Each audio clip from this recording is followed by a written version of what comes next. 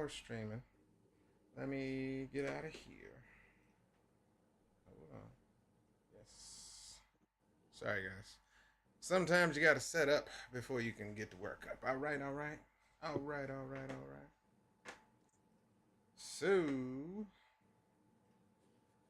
I think I'm going to do a little bit of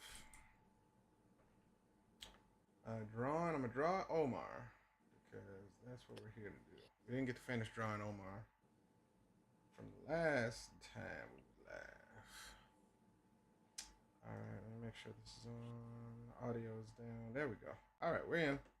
We in there like somewhere. All right, so we got YouTube, we got Facebook, we got Instagram. Now, the question on everybody's mind is: should we go live on TikTok? Okay, Can you Greg, where hear are you? me? Are you still there? Why can't I hear? Hello? Can you hear me? Yeah, I hear you. Are you gonna like accept me on Instagram? Hold on, let me take one of my earphones off. You said what now? Are you going to Whoa, I sent ex- you an invite, man. You're gonna pretend I like I sent didn't you an send you an invite. invite? Invite again. Wow, man. It wouldn't for whatever reason it wasn't all right, there we go. Let me guess you're gonna blame All it right. for not doing what you were supposed to do. I don't blame you. It's always Sounds your like you're fault. blaming somebody. All right. Okay, so now I don't see your screen on Instagram. Well, it's above yours on my screen. Do you see your screen? I do, Okay. in fact. That's kind of all that matters. Well, I people don't need know to what's see. happening. People need to see what they need to see. I don't know why, but it seems like lives on TikTok sometimes do better. Not sure. Well, they have a dedicated software for it. Yeah, I don't think it's.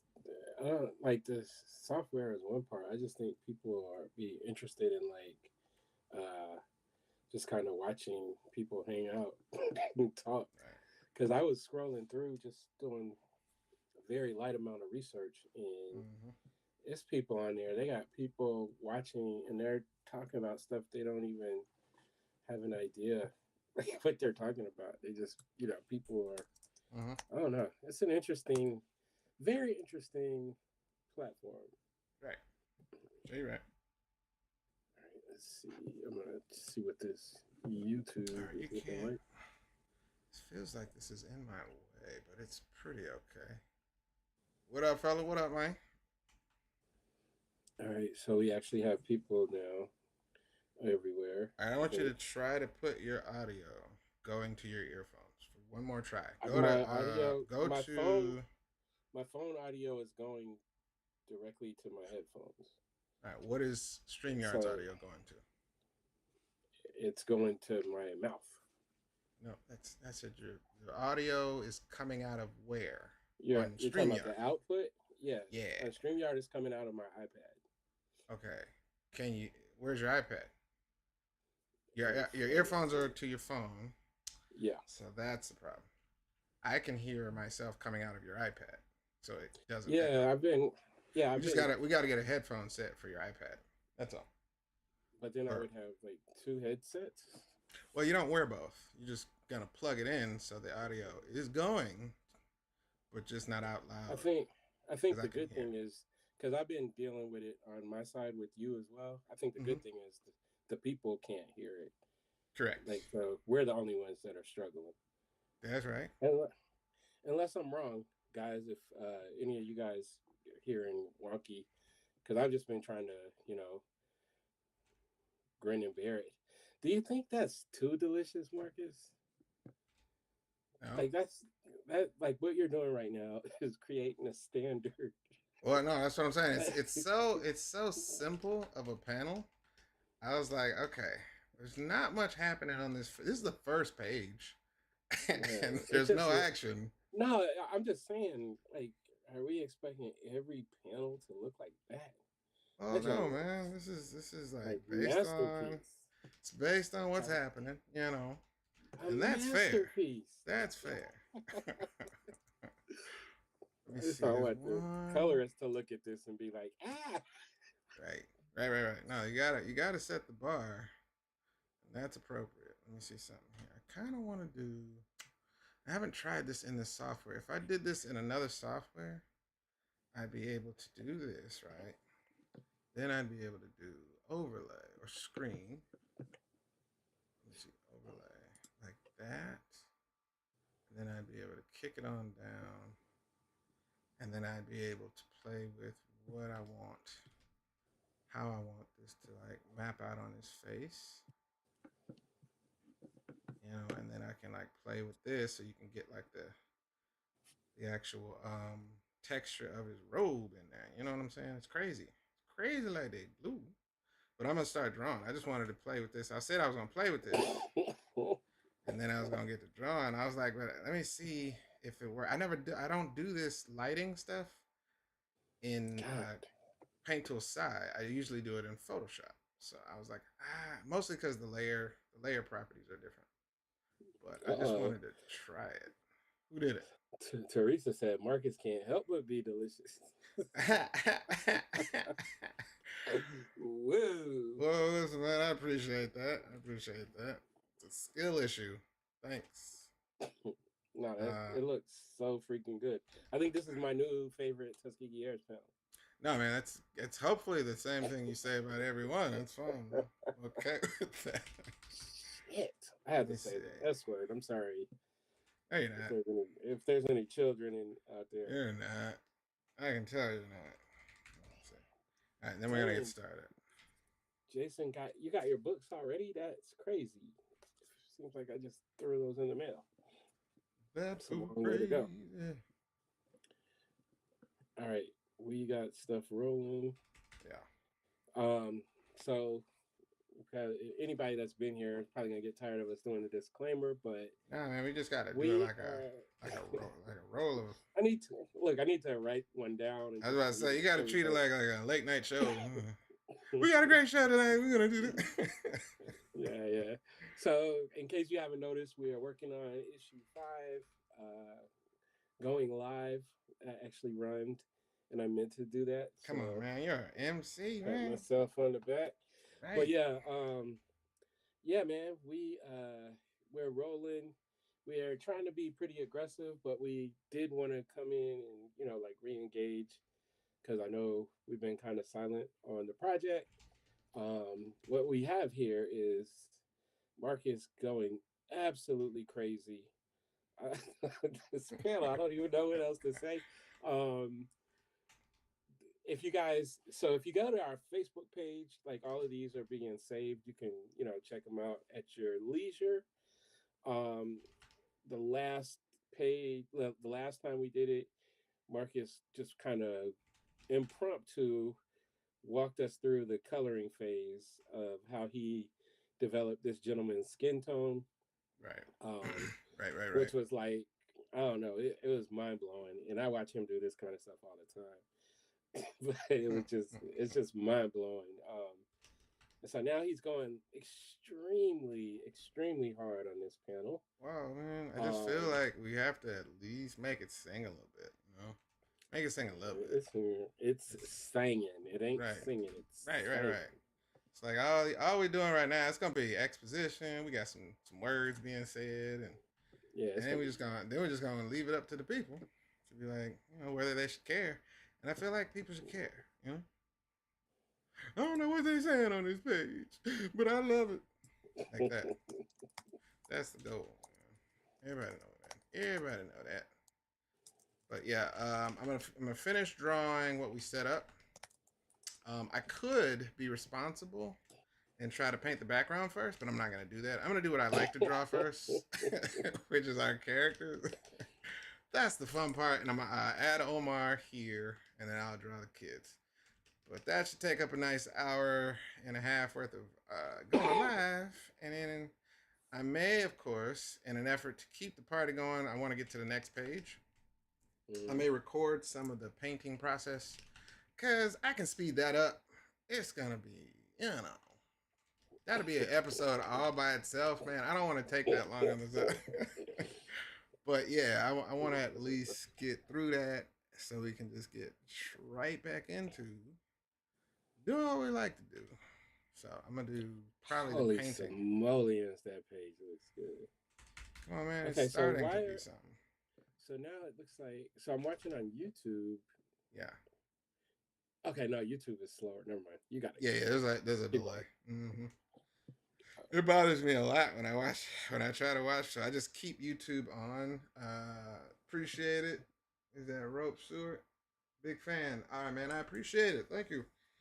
Follow the page for more stuff. I'm gonna try to go live every day. That until we get this book finished. So it is gonna be a thing. You can keep checking out. If you got questions, Greg may be back and forth. But yeah, if you got any questions or statements, or if you want to donate lots of money, just let us know, man. We will pay attention to all of those things. Truthfully, if we just had 10 billion, that's billion with a B, Correct. $10 billion. No, I understand that. Yeah. That's a good. Yeah, That's a good. That's a good amount. Definitely be To able start to with. up To our, start with, you look, want to start somewhere. yeah, we would definitely be able to up our production a little bit. Right. Right. Yeah. I think so. Hold on. Let me see. Let me go like this, and then like that. I'll just kind of blur that in. I'm not gonna try to take away anything from the handshake. I think these really work. If you have any questions that come to mind, um, feel free to jump in. Any questions, concerns? We are live on our Tuskegee Heirs um, Facebook and Instagram tonight. YouTube as well. So any of those places, or YouTube at Marcus the Visual at his page. So yeah, and then IG and Instagram. I mean IG Marcus the Visual and IG Tuskegee Heirs. Right. Forgot we got to engage the Tuskegee Heirs page. Correct. We have not really been doing a lot on there, so. Right. Yes. What's going on up here? Oh, Facebook people are talking? I'm getting prompts from Facebook as well saying people are doing stuff. There's a couple of people. Oh, okay. It's actually Harold is back. William is back. What up? What up? Great.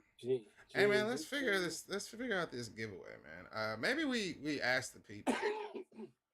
I got it. We just need to come up with a question. Okay. What I want to do, and it's downstairs, and I'm not gonna go get it, but we have some posters. If anybody remembers our Black History Month issue 2 cover. Well, you know what? That's a good one too. But on that strength, that was something I forgot to ask you. Which is something I really don't have to ask you, man. I'm gonna do something for Black History Month, and you can't stop me. The question is, what you think I should do? So this year, like this is got a lot of good options. This is the 100th anniversary, 100th year of Black History Month. Okay. Happy 100. So, I don't know. There's so many different ways to go with it. Right. You talking about a Tuskegee thing or just anything thing? I would say it's gonna be probably not gonna print it out in time, but I don't know. If it comes down to Tuskegee getting one, I wouldn't mind. But even having that image at the table wouldn't be a bad thing. Especially if we're paying what they call homage. I call it homage sometimes. Let me get to the sketch. God, that panel looks so good, man. If you don't like it, man, just say you don't like it. It's fine. It's crazy. You don't have to be so disrespectful about it. Just say I hate this panel, and I'll believe you. We got somebody actually looks like. I'm just saying. Jason said just 10 billion, and then he said, "Hold on." There you go. There you go. The way my bank account is set up, right, I can accept it. Boy, saying, man. They'll be like, those guys got $10 billion, and we never saw them again. Are you Marcus? I don't go by that name anymore, but I get the idea that you may think I'm Marcus. I hear that a lot.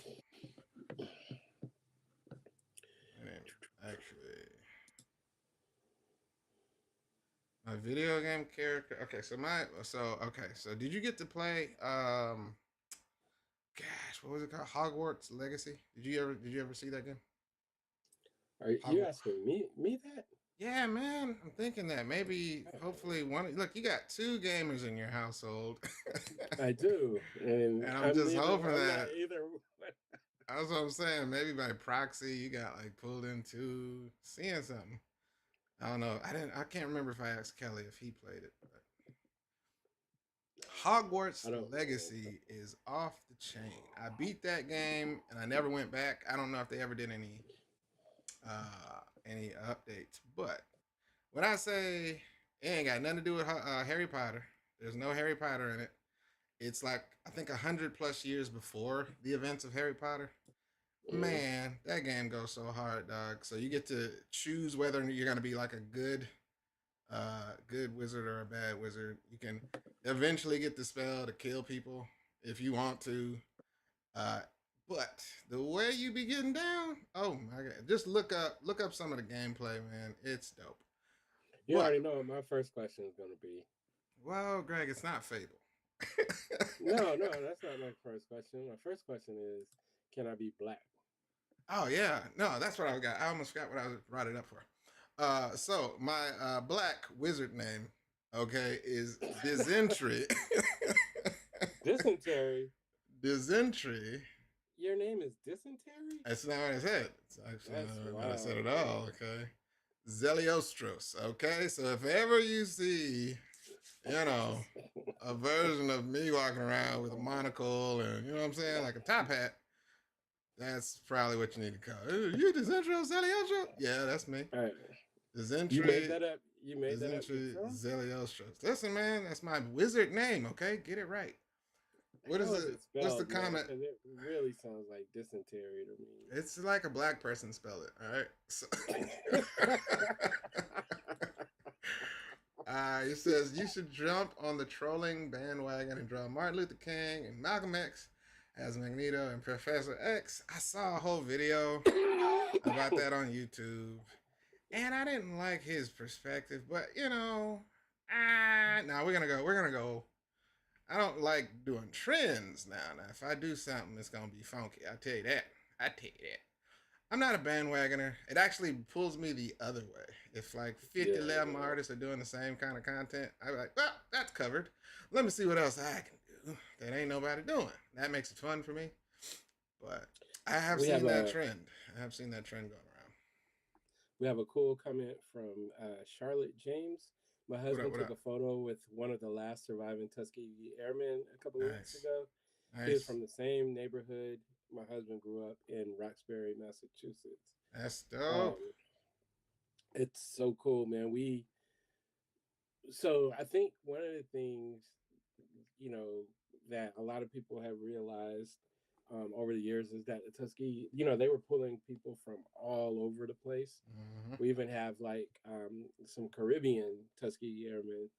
Um, so it's really cool, like to hear of all the different places that they came from, and just to see how much they impacted people's lives, even outside of um, just what they did in the war, or just being inspirational pilots. We see Mm-hmm.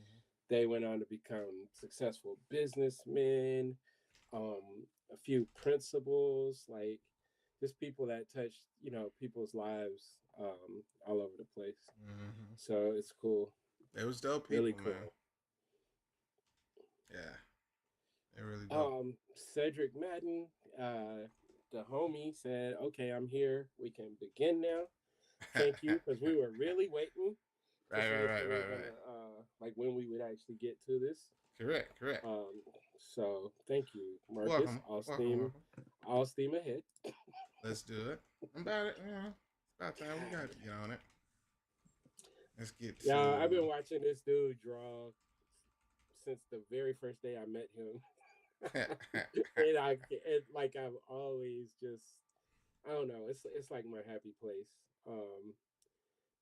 Just watching, how he puts this stuff together, Right. and uh, I don't know. the This the feels cool good, man. the cool thing is that it's like somebody was asking me about whether drawing comics, is something that I've always wanted to. Is that my passion? And I'm like, no, no. I'm a character designer. Character designing is my passion, or just creative content, problem solving.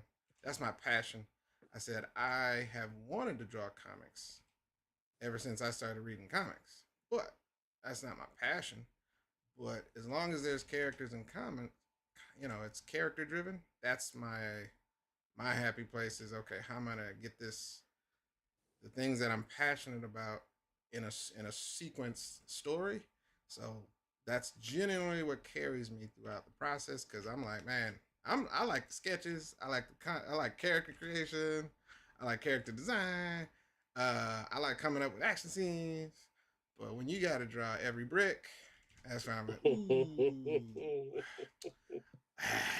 this is the hard part, because there's a sense of there's like a level of tedium that comes with comics, man. Um, and you have to really, really like love it for it to be in every single. For instance, the gentleman that's drawn Sonic the Hedgehog, Tracy Yardley. I finally met him. I was a fan of his comics a long time. Finally met him, and that dude he was frustrated at being at the comic show at a comic convention, because he was like, dude, I could have finished like several pages, but he does it like it's just freaking automated. He knows those characters, so he's been drawing Sonic for over almost 20 years. So he just draws just like it's automatic. And he's like, dude, the amount of money I could have made today just drawing pages. He was frustrated at the time because it was a slow day, and he's just like, man, I could be at home doing comic pages. I was like, dude, just hold on, all right, just wait, it's gonna get better. But he actually draws comics because he loves drawing comics. Yeah, And, yeah. yeah, and I'm just like, He, dude, he's a real good dude too, man. yeah, I actually, I think it was at AWA, and this kid I was asking this young man, like, what is he like? He was a young boy, he wasn't a man, and he's like, I love Sonic the Hedgehog, and I was like, right, the guy who mm-hmm, draws Sonic, man, that kid lost it, right, like, and that's another one of those characters that has so much impact mm-hmm, on such a uh, vast group of people, because yeah, you got the little ones, mm-hmm, um, as well as people like my age, our age, like right, where I just was a fan because the game was crazy. right. All right, we have Margot has entered the building. She said What up, hello, Margot? y'all. What So up? we're gonna say hey to her, to Margot. What up? Charlotte What up? asked the question. What we got? She says, if you weren't creating comics or doing character design, what would you be doing? I can answer that. Right. He would have probably went to jail for shoplifting. Whoa, man. And no, all right, you take a stab at it because you take a stab. Wait. Is money a factor? Because it's the thing that I would rather be doing is going to cost a lot of money. Honestly, man, if I had my pick, and I still do at this point in my career, but I'm actually more of an inventor than I am an artist. And only problem with that is, guess what? It costs more money inventing things. So you can't just, like prototyping, research and development, R&R, not R&R, I'm sorry, R&W. It's like you have to do prototypes. You gotta, and then if you get something that works, you gotta actually find somebody. No, before you even find a manufacturer, you have to actually get a patent attorney. You know, that's at least a good 10 plus grand. There's a lot of things. So if money wasn't an issue, I would be Tony Starking it up. I would just find stuff. I'm sick of. I'm sick of pouring my own cereal. I just came up with, a cereal box that pours, anything I can think of. It would be, yeah, that, and I mean daily. I would actually have a team of freaking, scientists, developers, researchers, whatever, and I would just come up and we just kind of have like a roulette or a dartboard, problems to solve, or companies would probably reach out and be like, "Hey, man, can you solve this for us?" And I would say, "No, that's stupid. I don't want to solve that one. What else you got?" And then we'd come, that would be my daily thing. Just every day coming up with some new solution for something. Invention would be my passion job, 100%. I would still draw a little bit, but no, I would be inventing. I'm mad at the fact that we ain't got no jetpacks that actually are consumer ready yet. We got some stuff, but it ain't consumer ready. Most people will kill themselves with these jetpacks. I don't think a drone is a flying car. Like, I don't care what chassis you put on it, it's still a drone, bruh. Make a flying car. Stop playing. And make a DeLorean a flying car. What's wrong with that? I waited all these years. Harold said I have a Tuskegee Airman print autographed by Herbert Carter. Nice. Easily one of my favorite pieces of Black history. Nice. Um, Hey man, you no didn't notes. answer the question. You didn't answer the Oh, question. me? Yeah. To Like honestly, if I wasn't doing this, if I could do what I want to do, like I coached youth sports like basketball and baseball for like 15 years. The thing about it is I did it, and I think only one season, which probably lasted like 3 months, did I get paid. right. The rest of it, it's like all, like we paying. So if I could do something and get paid, coaching is actually um, the thing I love the most. I think that means you have to teach history, though. Or is that only Well, football? Is that football coaches? that's what I went to school for. I see what you're doing there. Yeah, right. yeah. Like honestly, I would rather do it outside of the school system. One of Right. the reasons I didn't jump into the school system is I went to school for like and learned all this history, but I Right. went to an HBCU where they was like giving us the real, Right. and I came out of it like, ooh, I would be having to lie to children Right. Right. in order for them to pass standardized Why tests. couldn't you just be like a plant, man? You could have been like a really good, you know. Did you tell Jazzy made it? You know. Yeah. Well, I actually got some of that. I actually got some of that. Like I had a couple of parents that came up to me, right. like wanted to speak to me, like when I was, trying to do the teaching thing. Right. Right. Right. Um, they God, can had you issues. imagine if you would have made it to the point where you were like, they're trying to protest? What do they call it? We don't want people. We don't want our kids to know the Yeah, truth. yeah, What was yeah, it? yeah, Yeah. yeah. I was like, man, it was one dude. I was gonna like knock his head off. So I Right. was like, maybe this is not the way. Correct. Um, but Correct. the cool thing is through the coaching, I've been able to maintain a lot of relationships, and I really feel like I was able to make a difference in kids' life because it's like instead of only having them for half a year or whatever, Right. Right. it's like you sometimes you maintain contact. So I Mm-hmm. got like if you look at my Instagram DMs and stuff, like a Uh-huh. lot of them are like players that I had that have gone on, you know, some of them, they're living a kind of a civilian life. They're good parents. Some Mm-hmm. of them are, doing, rock star stuff, playing professionally, whatever. So, Right. um, I think it's cool because I get to. I still feel like I left a mark, but that's what I would jump back into. Right. Harold, I'm sorry, I got this right here. I bet you don't got one of these. I got like I three of can't these. see it, man. Where the camera You looking can't at? see nothing, Show it bro. to your phone, not You whatever you're pointing blind. it at. There you You go. can't see. You need to wear There it sunglasses. is. No. Okay, I got cool. like three of these. They're like the 10-inch Yeah. G.I. Joe Tuskegee G.I. Airmen. Joe joints. I Yup. got like three of them. Whoa. That's cool. Let me borrow it. Mm-mm. Whoa. Whoa. I'm Whoa. still trying to figure out who got my extended Lord of the Rings, man. Was it you Nope. 20 years ago? I think I know who it is, but I'm not going to call her out. Wow. Well, there Especially you since go, man. If she you're has a afraid big to, social media. go ahead and call a I just delinquent remember. Blockbuster video rental out. but I Seems think I know who. I think I know who it is. So on Instagram, you see your screen though, right? what? Yes. Okay, because Yeah. I don't see it. I just want to make sure the people see it. Well, ask the people that's in the chat. People Such on as, but not Instagram, do y'all limited. We got who? Who we got in the chat that can answer that right now? Margot HBCU? She Right. went to one, not as good as the one I went to, but Ooh, it's still cool. It's still that cool sounds though. like fighting words. It's all we do. It's all we do. Oh yes, Charlotte. Greg met my son when he came to Boston for Comics in Color. He's in school right now at UMass Dartmouth studying VAD.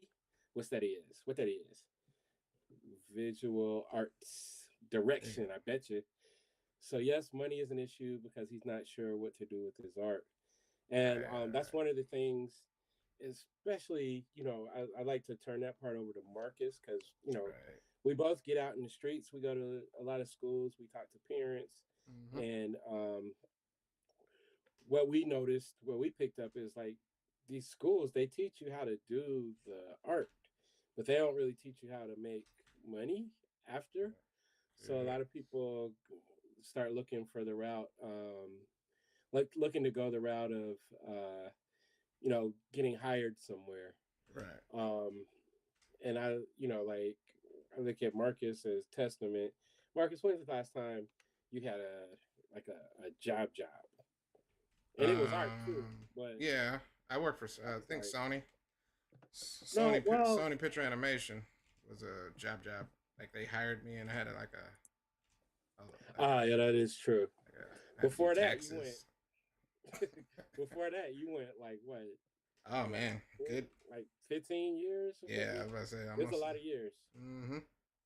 Sure, you're where right. you were just able to Mm-hmm. work for yourself, and I Correct. mean for the most part you still like even the jobs that you get because you do like a lot of contracts and stuff, but Mm-hmm. even those Mm-hmm. jobs are based off of like you and your art. You know what I Correct. mean? It's not like Correct. you're not going out putting out applications and stuff like No, that. no, no, no. People are coming to I'm a you. contractor by all definition, and I create contracts with organizations, companies, individuals, just for just like you would if somebody was a professional painter of houses or let's say like a yard, somebody that does yards. If you create a contract that says, hey man, I need you to do X amount of work, here's how much it's going to cost, and then you execute the work, they pay you the money, you get they get the product or they get the actual product of their services, that kind of thing. So I'm a contractor by all definition, but yeah, contract work has been the way the bills keep getting paid. And then over the years, you just kind of number one, you have to keep raising your price, and you have to be competitive with what's the industry is charging. But never go down on your prices. Always go down on the service you're offering. You can reduce the service amounts, like oh well, if $300 is all you have, I can do this, but I can't do that, and don't compromise that. Don't compromise that for literally nobody, unless it's your mom or your family. I don't know, but yeah, contract work is a really lucrative way. It's the most common way artists make a living if you're working on your own. So freelance is generally what it's called. But it takes a good bit of growth, and it definitely takes the ability to actually work patiently with a lot of people, because most people, as strange as it sounds, most people never get to work with an artist directly. It's like it seems like we're on this weird list of magical people that The you know unicorn. right, like if you ain't ever met one, it's just I've never talked to an artist before. Really? Oh, okay, cool. Well, it's pretty easy. All I but you do have to break down the business to them a lot of times because they just never dealt with that process. You get somebody saying, I've never done this before, what do I do? All right, send me references first. Let's talk about that. What's a reference? All right. I'm with you, Cedric. Say even with family, don't compromise. Everybody get full price Right, everything. right. Well, look, I can't always talk because I don't know what your family done did for you. You know, if you if your family then took you in and fed you when you was broke, you might as well give them a discount. I don't know, but I Them agree. I people agree. don't. Them people don't be appreciating nothing. Right. I got cousins like, why you ain't make a book about me yet, dog? Like, huh? You want me to tell them you be peeing in the bed? Right. What book Different. would I? Yeah, get out of here! Get out of here! Right. You gotta choose wisely. But man, oh So, man, what patience. you're doing? What you're doing right now? Like, are you drawing these lines crispy straight on your own, or is the software helping you? Uh, Cause it's funny. It's funny you should say that. That way. Yes and yes. Uh, what you're seeing right now is an example of why I like this software versus, let's say, something like Photoshop.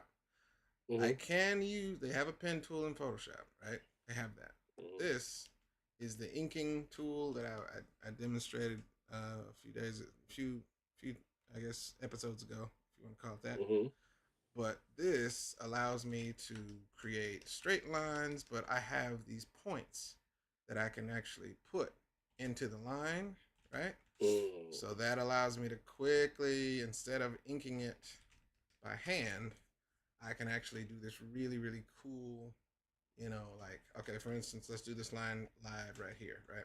So I go down to the bottom and I create a line, right? I can pull this line instead of having to draw that line all the way to the top, right?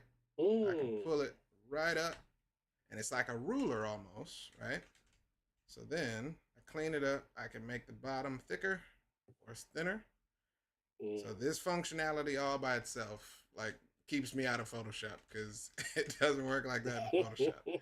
Right? And I would have to draw, like I would have to use rulers and then I'd have to draw, or I can use the pen tool, but the pen tool still doesn't allow for this thickness and thinness. Or maybe it does nowadays. I think they finally fixed it, but I'm like, this is all in one place. So I don't really want to go to Photoshop.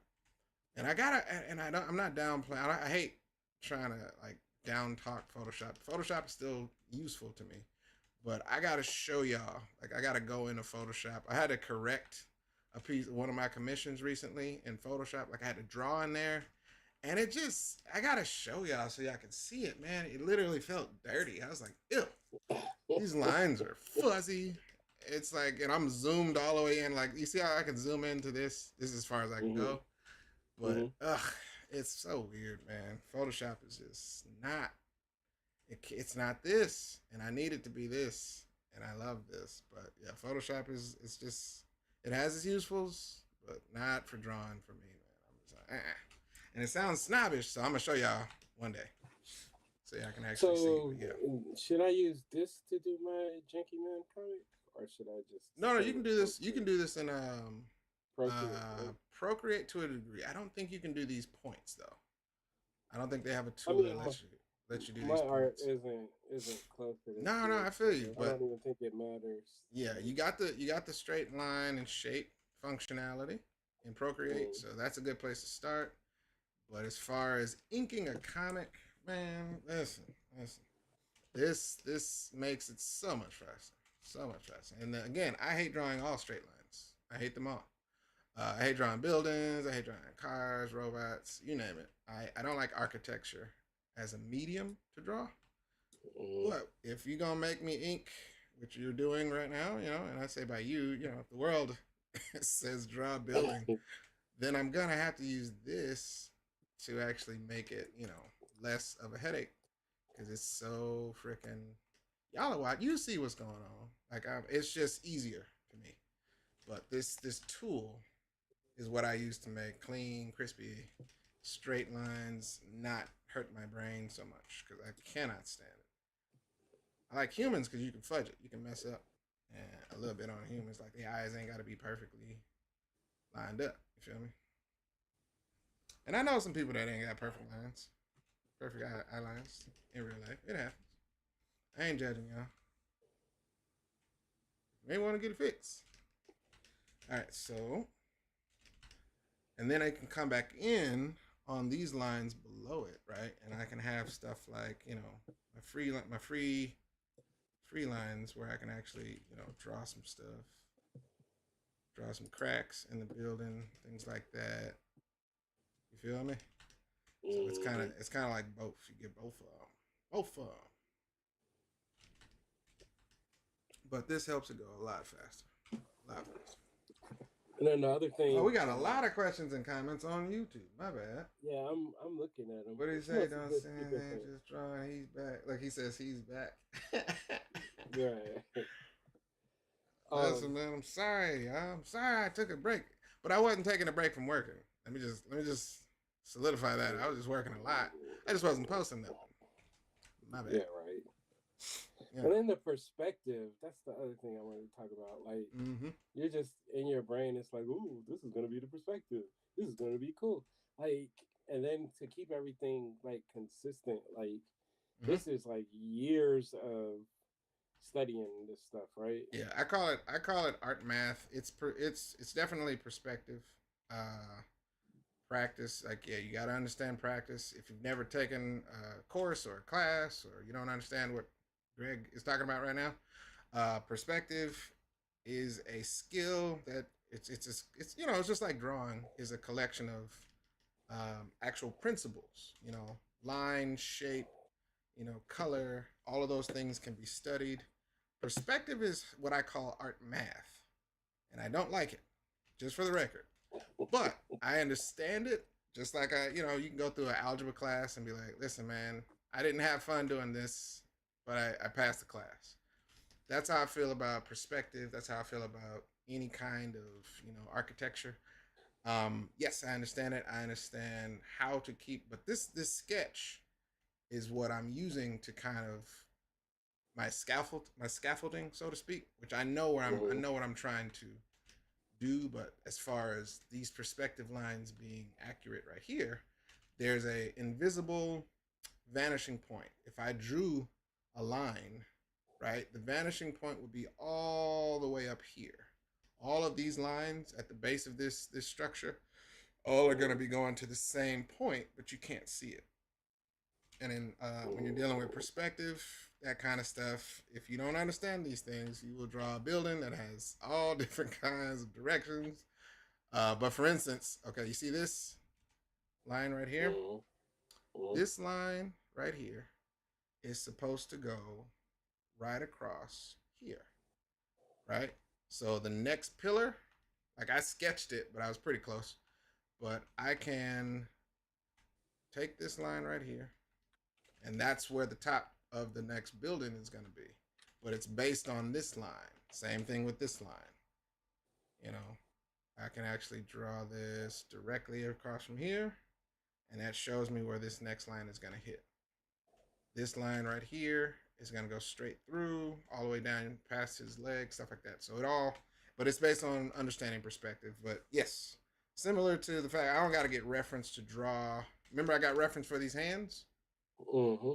right? But my sketch was pretty close, but I wanted to get reference just to make sure I didn't have to get reference for this man though, Gotcha. because I've drawn characters so long that you get an understanding of it to where you don't have to always reference everything unless you're trying to be very specific. But yeah, these lines and perspective stuff, it lives in my head. I just don't like it, but I understand it. Um, you do have to really practice it because it's easy to get it wrong. That's why I call it art math. Because even mathematicians struggle sometimes trying to get something to equate to what they think it's supposed to equate to. So I call it art math. It works if you understand the equations and all that, but I would rather train myself to do it without the art math, if that makes sense. Gotcha. Mm-hmm, All right, so now my new question, mm-hmm, because like this probably would have been easier if you just drew it from like directly in front instead of mm-hmm, using that perspective. mm-hmm. So explain why this choice for you is better to to draw in this perspective. It's first rule of comics is the same rule for film. and TV and photography is always try to make something interesting to look at. Um, Straight on isn't necessarily, I guess, boring because if you do it right, the show Wonder Man is getting a lot of great praise for the film cinematography, right? Mm. Um, that they have so many cool shots, man, of some regular stuff, like just the cinema. There's certain scenes throughout that show, right? Or just establishing shots. So this would be an establishing shot, just like this up here is, right? This is Mm. a pretty straight on shot, pretty level. There's a horizon line. There's gonna be a sky. I'm gonna definitely pimp out the clouds, and make it look like a really cool scene, right? Time of Mm. day, whatever. Um, Make this really work and sing. There's a lot of shadows, all that stuff. But um, this is like a this is if we zoom in here, you can see Omar is walking into this building, right? So Mm. instead of doing a straight on shot, which is already right here for the most part, right? Trying to Just figure wanted out, to. yeah, a more interesting shot is kind of the job of the comic artist and the writer too. Like if the Mm. writer says, dramatic bug's eye view, the reason you would be doing this instead of just a straight on is to switch it up from what you start with. This is a pretty straight on. This is a more dynamic perspective, and therefore you kind of switch up the actual interest. And it works that way. It works like photography and film. You're trying to make something look as interesting and entertaining at all times. If you forget that, which I've done, because if y'all don't remember, literally in this panel, I changed this completely. These two panels weren't here, right? And I was like, I ain't feeling that. I changed his arm. I changed the way this was, like you have to sometimes go back and be like, how can I make that better? So it's kind of the job, part of the job. You got to make sure you get something interesting in as many panels as you can, if not all panels. That's what I think.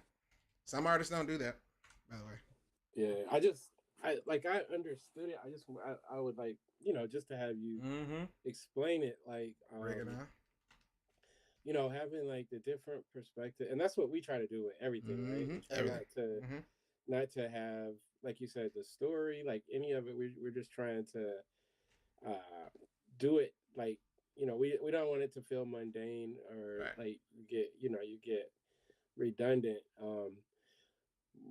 Like it's for me, like script writing, I think the part I don't want to say hate because I love it all, but the part I like the least is like you're digging in to these Right. to the descriptions, the background settings, like all Mm-hmm. that kind of stuff.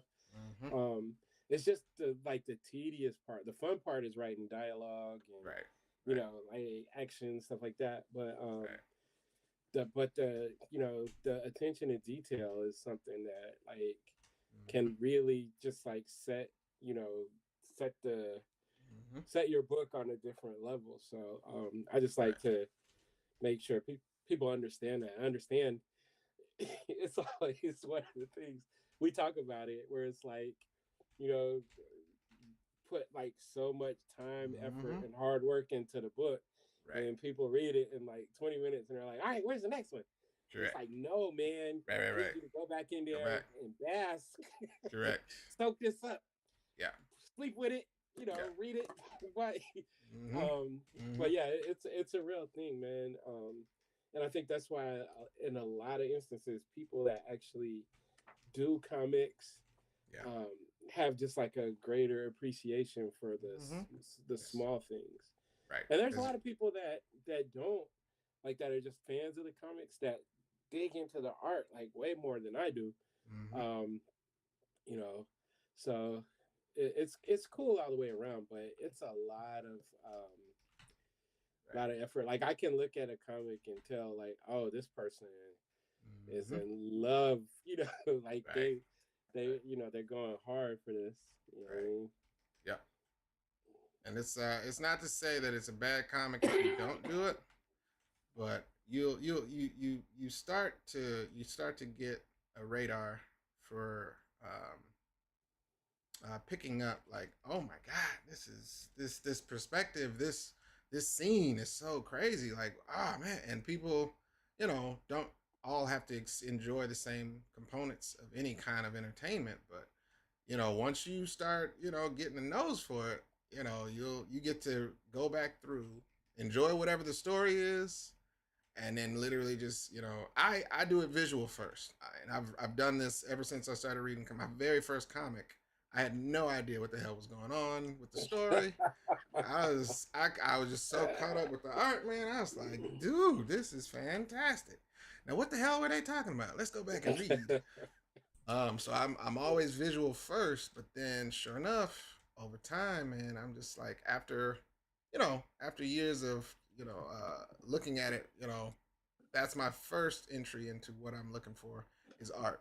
Is the art dope? Is the what's the quality of this book? Then I always jump now to, okay, let me really dive into the writing. Let me and when I started reading what you call it, House of X, Powers of X, uh, that kind of stuff, man. I was just like, wait a minute. And as I'm telling other people, oh yeah, he always writes like that. That's how he writes. But and I'm like, word, okay. Well, I'm gonna look for that in every book that this author does it. So sure enough, man, it's you start really appreciating the whole body of work. If you go into any Japanese comic, if y'all haven't read, you know, the actual comic for Akira, if you don't have those volumes, man, I don't have all the volumes. Akira is long as hell, but the manga of that, you don't even have to know what the story is right off the bat because the art is freaking off the chain. But then I started reading the story. I was All right, like, we got. dang it. I want to get some of this. So you remember, Sam, little Sam, Mm-hmm. Kidlet Mm-hmm. said, "What's up? We miss you too." What up? Um, What up? talking about a phenomenal young artist, and we've watched it since, you know, for what, like 10 years. Mm-hmm. So we watching a kid go turn into this adult who's really good with art. Right. Um, just really great. So thank you for dropping in. Good looking now. Good looking now. New Africa Comics said, "Are you guys coming to DreamCon 26?" Yep. And the answer is yes, we will be there. Yep. Yes, sir. They Yes, sir. would have to beat us with sticks to stop us from coming to that show. Correct. Um, I I don't think even it. I don't even need that right now, man. It's like I would prefer not to be, but yes, that's the Yeah, goal. yeah, but yeah, no, we would press the issue. It's a beautiful show, Yeah. um, and yeah, so we will be there. And let's see, Milton Davis, the OG, What the up, Milton? writer extraordinaire, Extraordinaire. he What up? he What made a up? good point. What do you say? Sometimes the art changes the prose, like changes the the dialogue Mm-hmm. and just Mm-hmm. your whole scenes. He Right. said Sean Hill's cover art for The Long Walk made me go back and rewrite a Yeah. scene to Yeah. match his image. Correct. Um, yeah, he's crazy. I got a project with him. I don't know where it is. I haven't checked in a minute, but it's for Advent Comics Mm-hmm. 15th anniversary. I think Nice. Marcus did a cover for that as Which one? well. For Tony Cottrell, like Advent Comics. It's been going for a while now. Oh, So okay. Yeah, I was about to say, once I complete a job, it is out of right, sight, right, out of right, mind. right. But see, my thing is, so like Sean, who Right. I used to think Sean wasn't a real person until Mm-hmm. I met him in person. He's he's an artist that I like. That was like kind of bucket list. Like Right. I would like to work with him one day. Right. So I wrote the script, got that project going, and the art that I've seen so far is insane. Sean also did a variant cover for Little Rock Files, but yeah, Nice. Nice.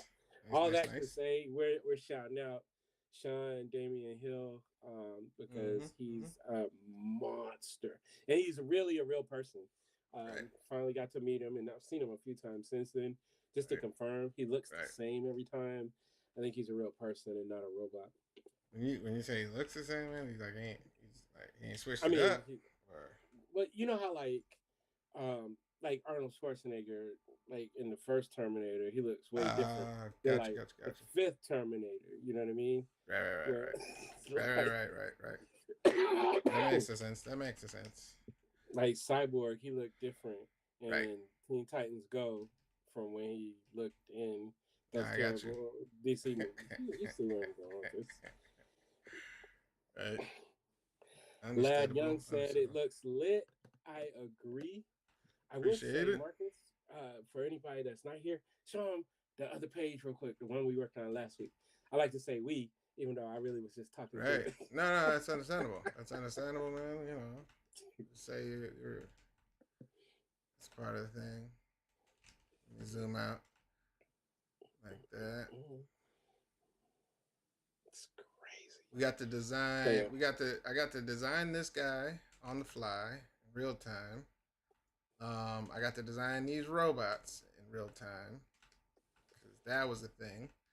Remember, I said I hate drawing robots, but these have actual organic lines to them, so they're not too painful.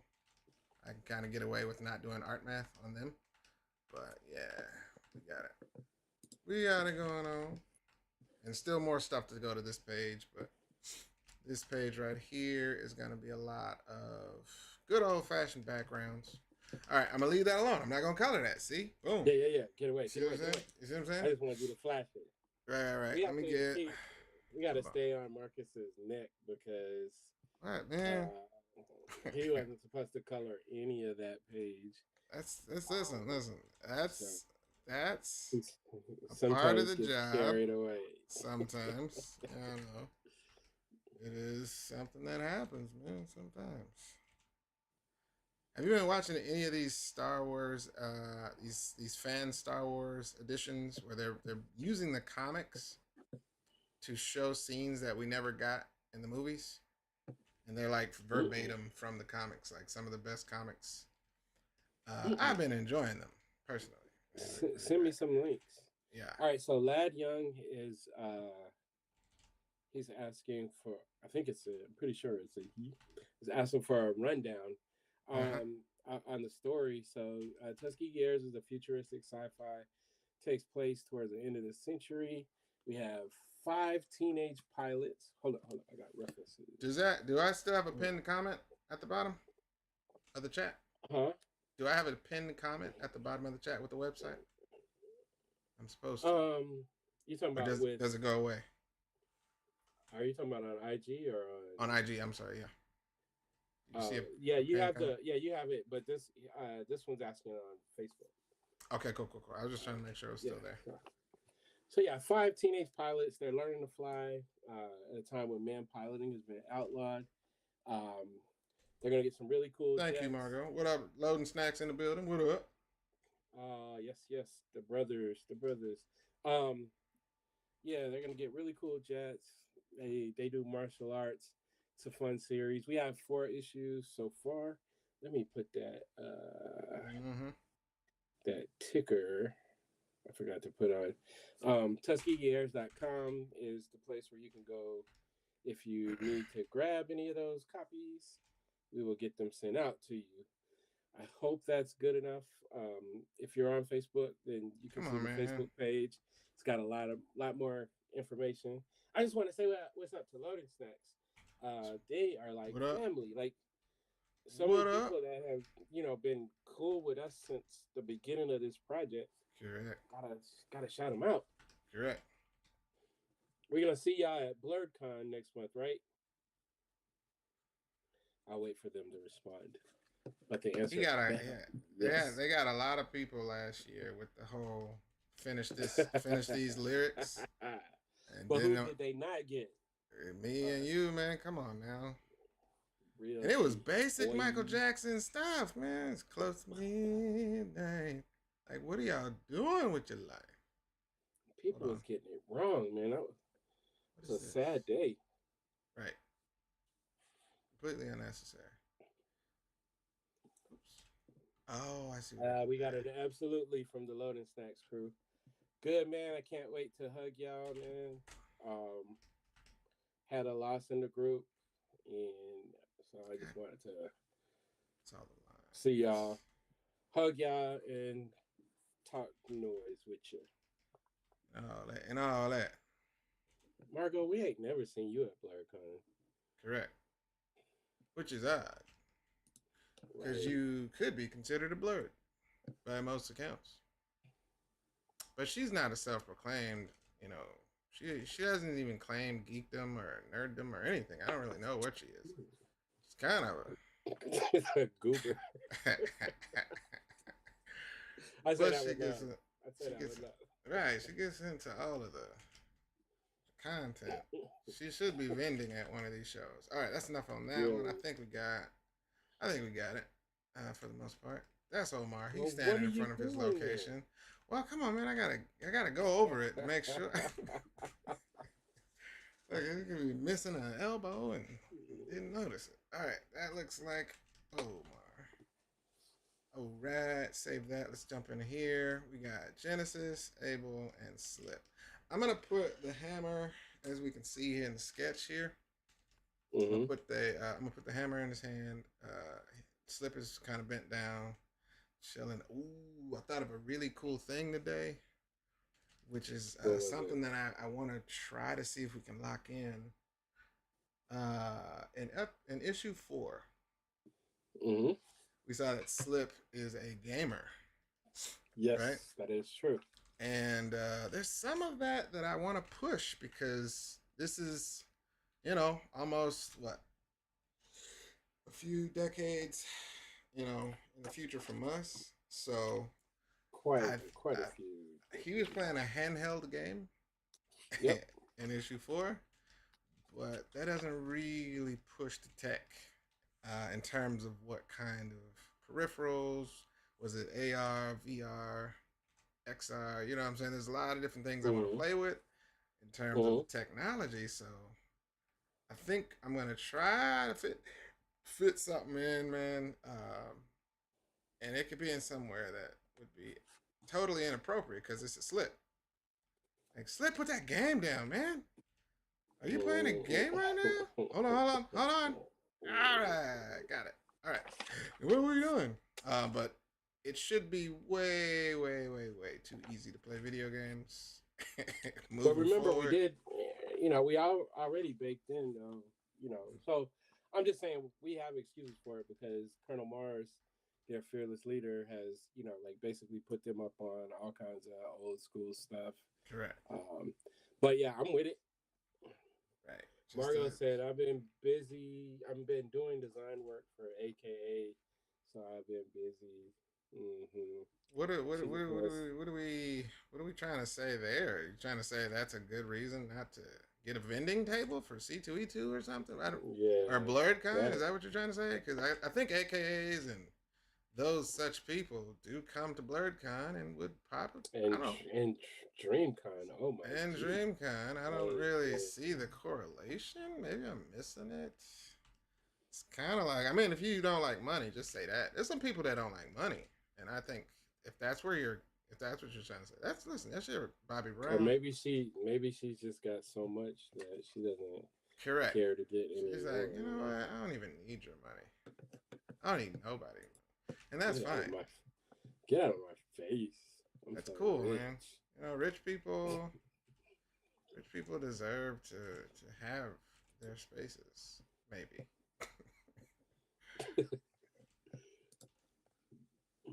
All right, let's see. We're gonna get. I gotta put a little wind in there too.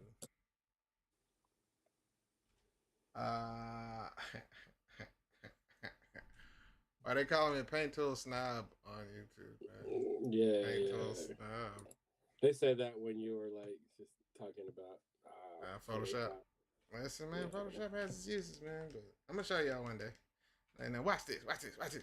Now, if somebody can make Photoshop work like Paint Tool side in terms of this line art, where I can get these immensely detailed and perfect lines like this at this super zoomed in scale, then maybe I'll consider it. I don't know. I don't hate it. It's just hasn't been working for me. I've yet to unlock the secrets of how to make Photoshop do what I want on the drawing side. It could be somebody New that knows how to do brush. New African New Africa Comics said DreamCon I can imagine would be great for revenue, the perfect audience. Um, yeah, man, it's for us, and we, we've been known to do well at at your mainstream conventions as well. But these it's like BlurredCon and DreamCon. It's just the crowd, being that it's a like heavily majority black event. Um, it's like people are already coming there, like to not just us, but to see people that are doing the stuff that we're doing. Um, Right. so it's like a little bit of the hurdle. Like you don't have to like over pitch and convince people as much. Right. I I had people come up to the table every year. I've been to DreamCon. Like I've had multiple people come up and say, "Okay, I just want anything that has a black woman on the cover," and then they'll just like you be like, "Are you sure you're coming to the wrong guys?" Because we definitely represent black women in on our in our comics, black girls, Right. and that they're like, yeah, no, all of it, and they just take they buy it all, and then they actually be reading it and then messaging you or seeing you next year or seeing you at the next place. So Sure. it's just the vibes are different. Right. We make comics for everybody, but our easy to tell if you look at like the plethora of books that we make. um you'll see it. We make a lot of black comics. So it's just great, like when the people that your target audience are like really into it, and it's just these are like feel good events for us. Mm-hmm. Mm-hmm. It's like you end up feeling like you don't even be paying attention to the money you're making. It just feels good, you know what I mean? Right. So yeah, I would definitely, if you're a black nerd, a black geek, whatever, if you could make either of those shows or both of those Mm-hmm. shows. Mm-hmm. um I always liken it to like my first day walking on the yard at Grambling. It's like you just feel like you're at home, like as Right. soon as you walk in the building. So Right. And it's that's cool. that's that's a that's a unique thing to do at a trade show setup. Where imagine if everybody in the building, understood the vibe, you know, which is not just what is the content in the show. It's what we don't get to see like a lot all year round. This, every like the first year we attended DreamCon, we was sitting in front in Artist Alley and they did a like a I knew I knew you were gonna bring this up. right the what do they call it when they do the jump rope fast, man? Like they just started a double dutch Double group Dutch. like in front of us, Right. and at first we are like, "Whoa, man, y'all blocking the table!" Right. But it turned into this thing, and it probably lasted for like an hour or something. Right. But We ain't it never just had in 10 years. We ain't never had a whole bunch of never black people seen just. anything like that. Yeah, and it was just like, I mean, it was so much love, and right. it just felt like if you ever been on the city block when a double dutch, you know, match jumped off, that's what it felt like, man. Right.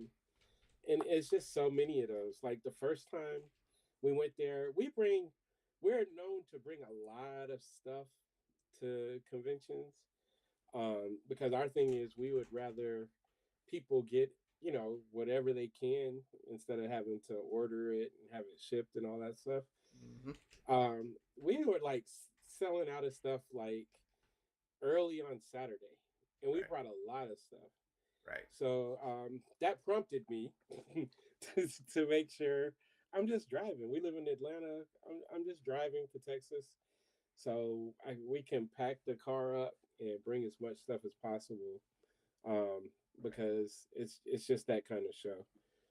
Right. I got a really good comment here, All right. um, from Saul McCoy. Mm-hmm. Thank you for going live with this. This is enjoyable. I love being in spaces like this. Any tips for getting more of our people creating slash drawing together? I want to get an online figure drawing class going. Oh Ooh, yeah, that's online. tough. That's a good one. Any tips, suggestions? I know, like as far as meetups, and like if you're in the Atlanta area, I know people that do like art meetups, and I'm sure, I know I've seen the homie Damon Hampton post some in Chicago, Mm-hmm. so I'm sure like the different cities are doing it. As far as online figure drawing, I don't know that anything can be done. Mm-hmm. Um, but it would just, I feel like part of, and Marcus could speak to this better than me, but I feel like figure drawing is kind of a thing that works better in person. Is that because you can, like move around and get like Mm-hmm. different angles. Yeah. I've gone to some, with Marcus and watched Mm-hmm. him like just do crazy stuff. I wasn't being a creep. We had this place called, I mean, we had this place called Apache, which was like a hip hop bar and all this kind of stuff. Right. So I wouldn't, I was hanging, and we knew the people that ran it and all that. So, Right. I was moving and shaking. I wasn't just sitting there looking at figures. Right. Right. Right. Right. No, it's I feel like that is we have important to script for say. that. Yeah, that is Yeah. important to say, man. What were you doing there? Well, listen, I was supporting my homie. He was Right, drawing, right. right? But what were you doing? I Right. was, I was sitting They had like none of drinks. that. They had drinks. They had food, and it was a good I was vibe. outside doing drugs. I was doing all kinds of stuff. Right. Oh, who is this? Bossier City and Shreveport in the house. Yes. Who are you? 49 plus one defense. I can't see your face from there. But yes, it's true. Yeah. So when I worked at Sony Picture Animation, when I was doing work with Sony Picture Animation, they surprised me. With after one of the meetings, the artist was like, "Marcus, are you coming to the figure drawing session?" I was like, "Ah, damn it, man! I would love to come. I live in Atlanta. I was working remotely during the pandemic, and they're like, "Oh no, no, it's all online." I was like, "The figure drawing thing?" They're like, "Yeah, yeah, yeah. It's no problem. We'll send you the link." And then I was like, "Oh, well, yeah." Sure enough, logged on, and what the setting was very intuitive to the concept of figure drawing. So the whole purpose, for anybody that doesn't know, figure drawing is where you have a model in the middle of the room, and artists and or people trying to understand anatomy are drawing this person. So if you've never experienced a figure drawing, class or session or whatever, that's the whole purpose of a figure drawing session. Greg quickly made sure to clarify that it's generally for artists and people who are trying to get a better understanding of anatomy for their art. Not just, hey man, I like humans. Let me figure out, let me go watch these naked women, naked people in the middle of the room. So if it's And on, they're not always naked either. yeah, I was gonna say if they're Okay. not, if the purpose if the purpose is to understand anatomy, you usually are dealing with nude models. It is all very, what do you call it? What's the best word?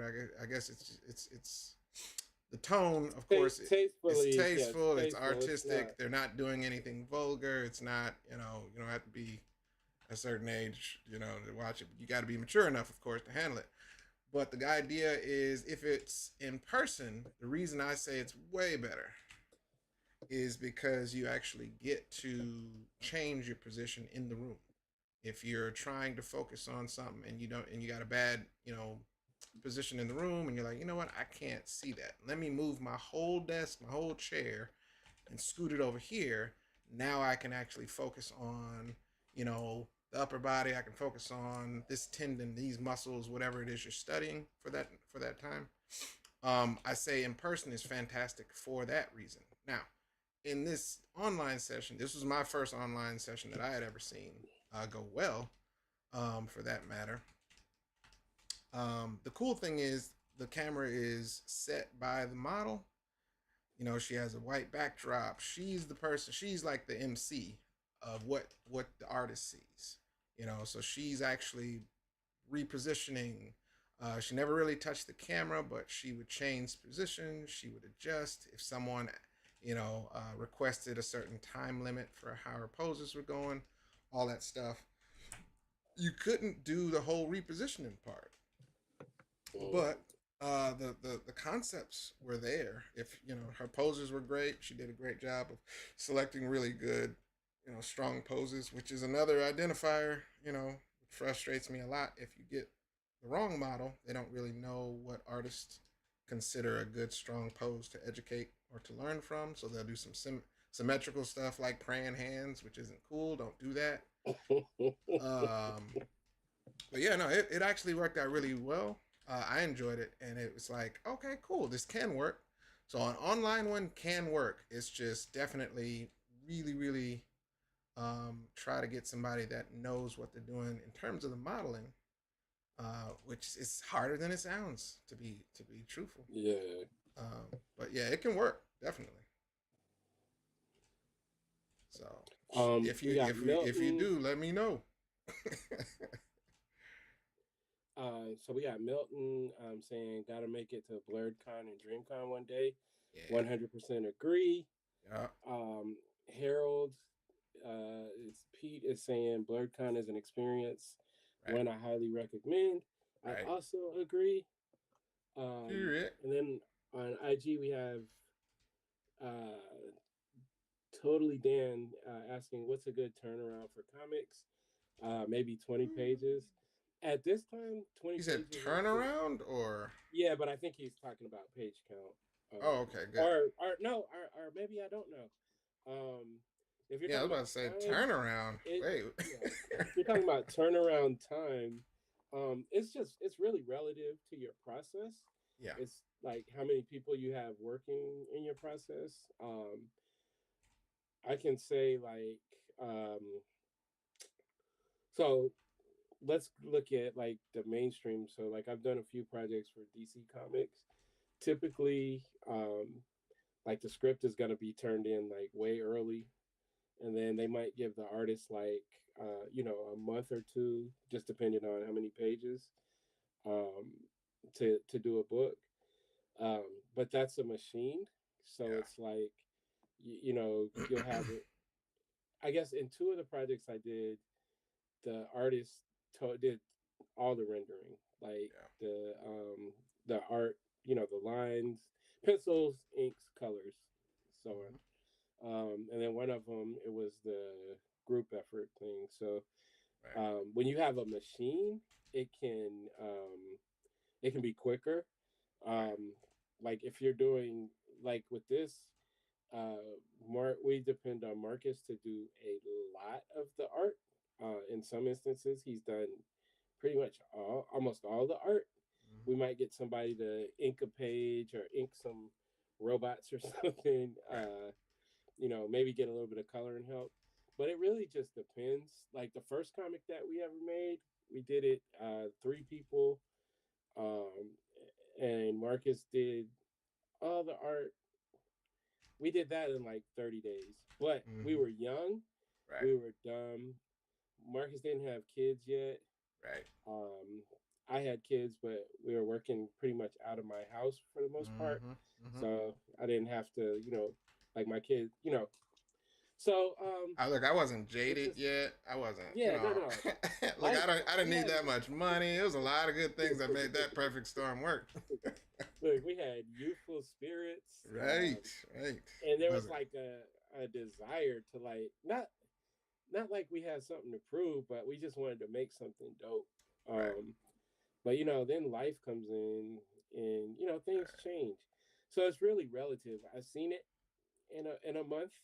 I've seen it take 6 months. Six It just months. so the main thing that I always tell people is, and we'll have issues with this. We'll talk and we're like, okay, let's get together, blah blah blah, and we might start working, and then we miss like one day, and then we just like sink back into the abyss.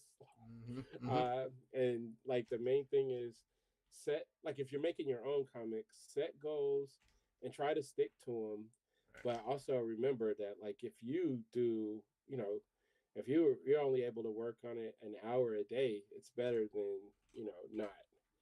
Um, Right. so yeah, but sometimes you can put like a timeline on it, and it adds like a different level of pressure. So Right. you definitely want to feel good when you release the book. I know with this guy and with myself, we obsess over like the smallest things. Mm-hmm. So Mm-hmm. we never want to put a book out that we don't feel Right. is ready, you know. Right. So I don't know. That's a lot of talk to say. I don't know. Right. Right. Right.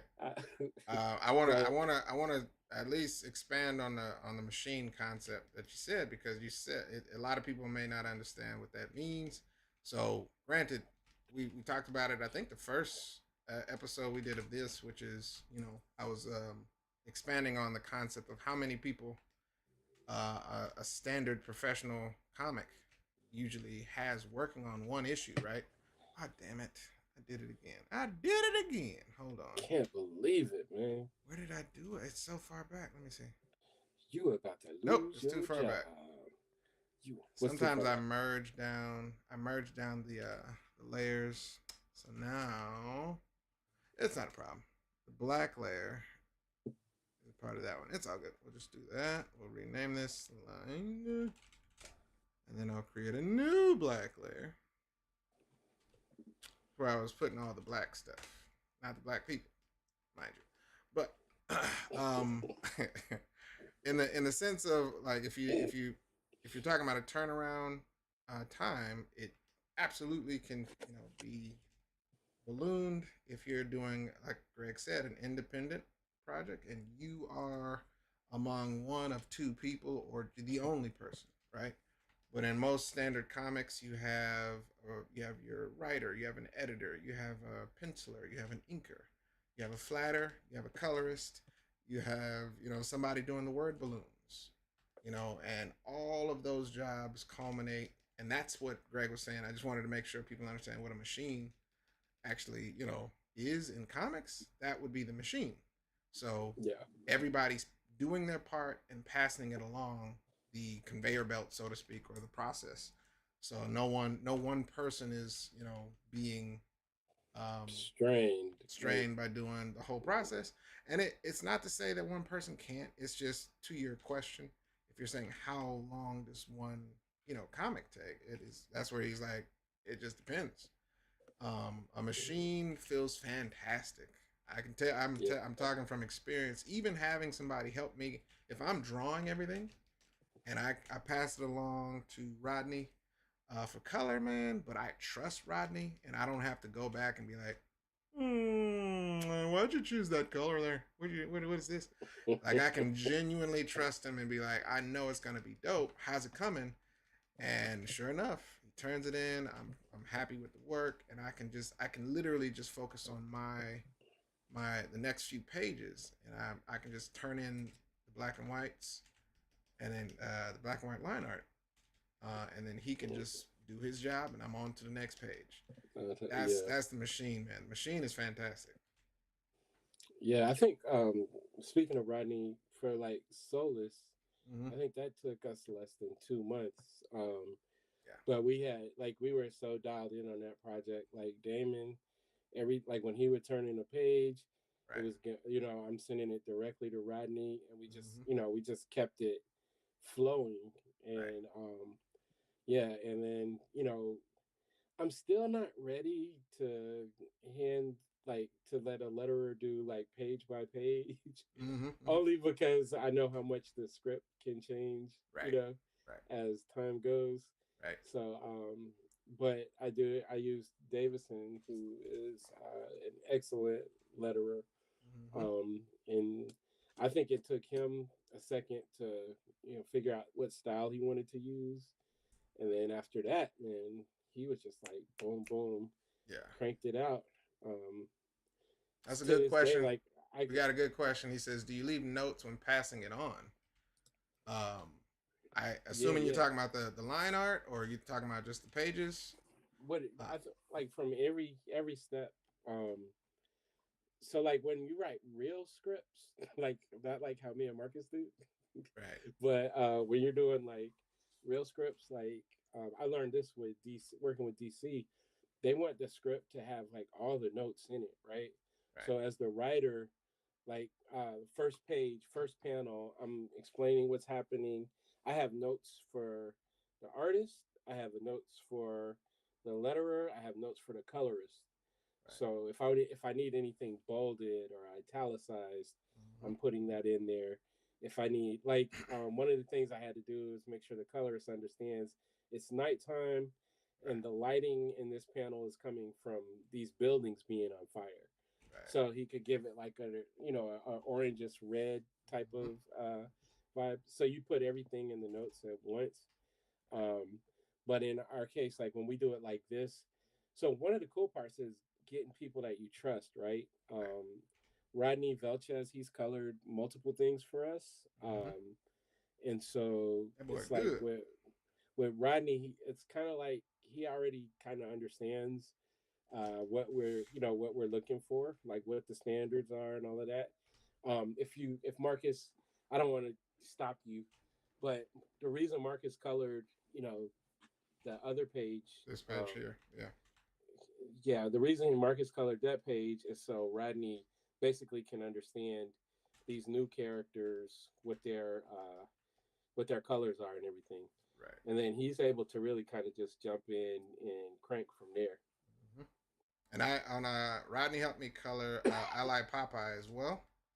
And similar to what happened on this page, I was, again, I was the writer, artist, and colorist, everything. We're doing the balloons and everything on Popeye, Ally Popeye.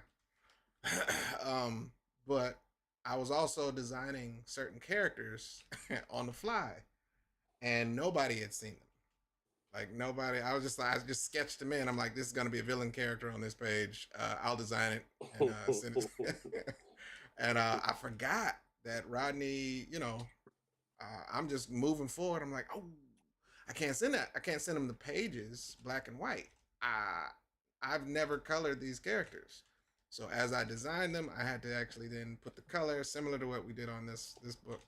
I couldn't just send the black and white line art to Rodney with these pages either, because he would be like, all right, so what's the color of these characters? Not to say he couldn't, freak something, like he couldn't just make something up, because he can, but he would then, of course, depend on me, since I'm the person that designed the characters, to say, okay, well, what's the color? How do I color these characters? If I didn't give any notes, if I didn't give any, reference or anything like that, if it's an original character, not the main cast, then he would need something from me to then say, okay, what do you want me to do? What can I just pick? If I told him, hey man, make something up, bruh, I would trust him to do it, and I'm sure it would be fresh, because he colors, he knows how to actually match my color style, so I'm not worried about that. But if I did want him, if I didn't have time, like, you know what, man, just freak it, do whatever you want, and then we'll talk about it. I'll give you notes based on what you do. That's a freedom too, because just like if someone, another one, where the first Marvel project I got to do was creating a new Dora Milaje character with Doctor. Oh gosh, what's her name? It's on the tip of my tongue. But anyway, Was the it, huh? was it Sheena? Sheena Howard. Thank you, Yeah, yeah. Dr. Sheena Howard. She created the character in the script, and you know, she was just in her notes. She was like, Marcus designed the character, and I hadn't talked with her yet. I had never met Dr. Sheena Howard at all, and I'm just like, hey, so I see that it says here that I'm supposed to just design a character. Is there any way I can talk? Is there any way I can talk to Dr. Sheena? And they was like, sure. Here's her email. And she was like, so what's going on? And I was like, hey, so I just wanted to kind of get some inspiration and some, like who is the character? And she's like, I got to be honest. You are the first artist that I've ever worked with in Marvel that has ever talked to me on behalf of wanting to know who the character is for the design of a character. I was like, yeah, that's terrible. I'm sorry that that's the truth, because it really can mean a lot for the design. I was like, I know it's a Dora Milaje character, but what's her personality? I said that comes through the design. If she has a negative disposition. I can put that into her overall vibe, all of these things. And she was like, this is so cool. I've never done. I was like, yeah, no, I need to know a little bit more because I could have designed any character because I don't have a problem. But I was like, who is the character to you? You're the one writing the story. How do you really, define this character as opposed to, let's say, what's the general for Dora Milaje? What's her name again? Oh, You know what I'm talking about. You know what I'm talking about. yeah. Why is my brain freezing? Same reason mine is. But sure enough, I was just like, yeah, if I had a design sheet with that character, the general, that all of her personality would be what made that character really sing in the design. So Yeah. I was like, yeah, let's talk about it.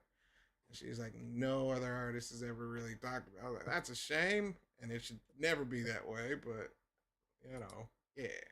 So yeah, notes if you need it, if you're especially if you're doing digital, virtual work.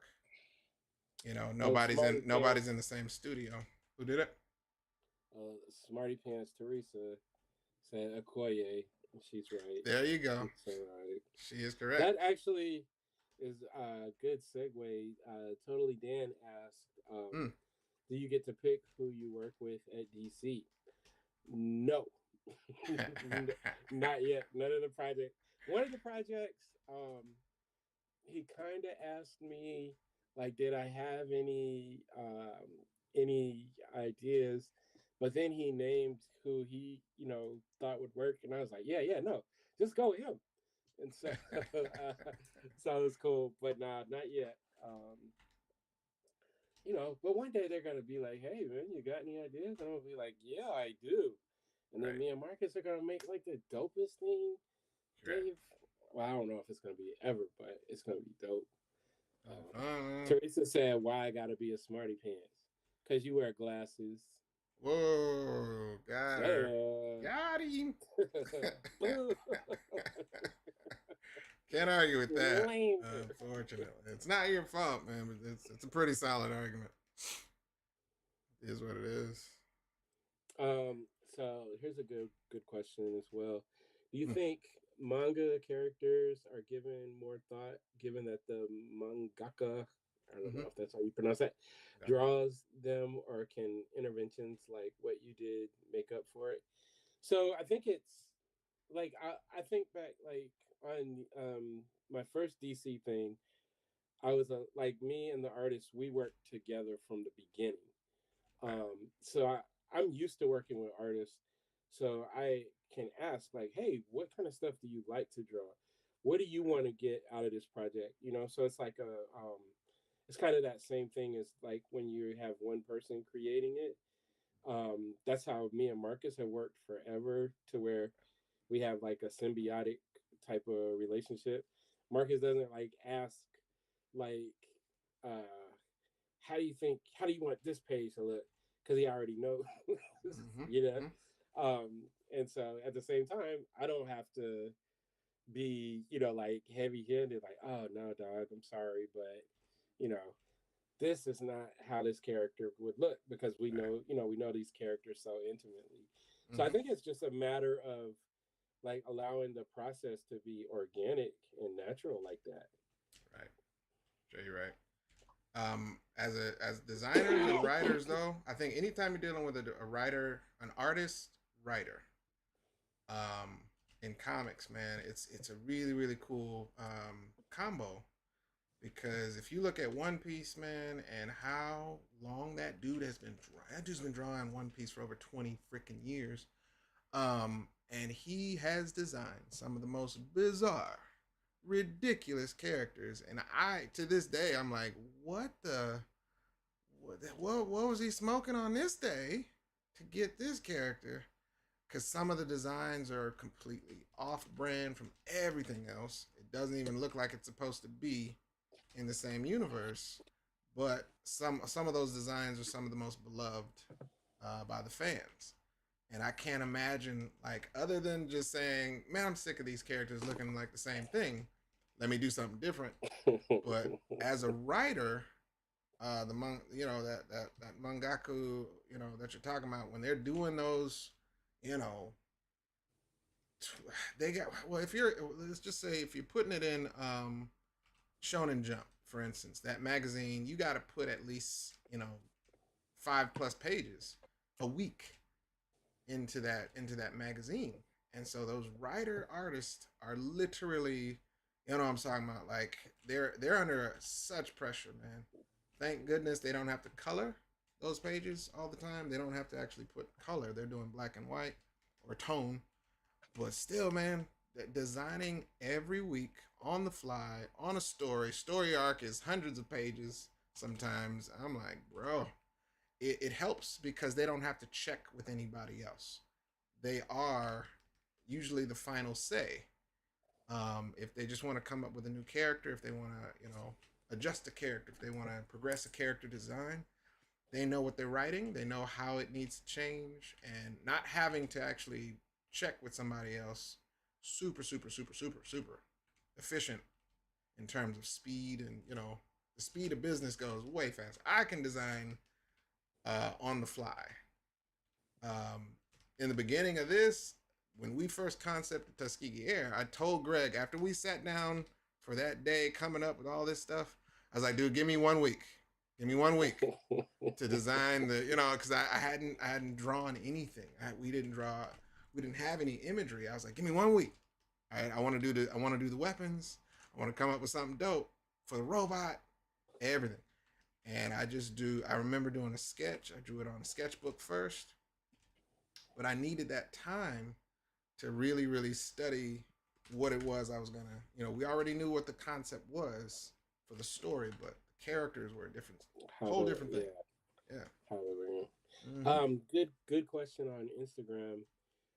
Do you think black comic artists can create their own studio one day? I mean, like on a larger platform, is Oh there yeah. an audience for it? Oh yeah. So there's several of us that technically would have studios. I think one of the key things to dig into now is that um, nobody's really doing exclusive anymore. So like even like with DC, like their writers and artists, you can be working on a DC project at the same time you're working on a Marvel project, Yeah. and they don't care. So as far as exclusive studios, I think just industry wise, that's kind of obsolete. It may come back one day, but right now it's not really popping like that. Right. Um, so then you go to, you got Jason Reeves with 133 Art. You got Mm-hmm. Greg Anderson, LSA with Webway Comics, TJ Sterling, Milton Davis. I don't know if he's Mm-hmm. still on here.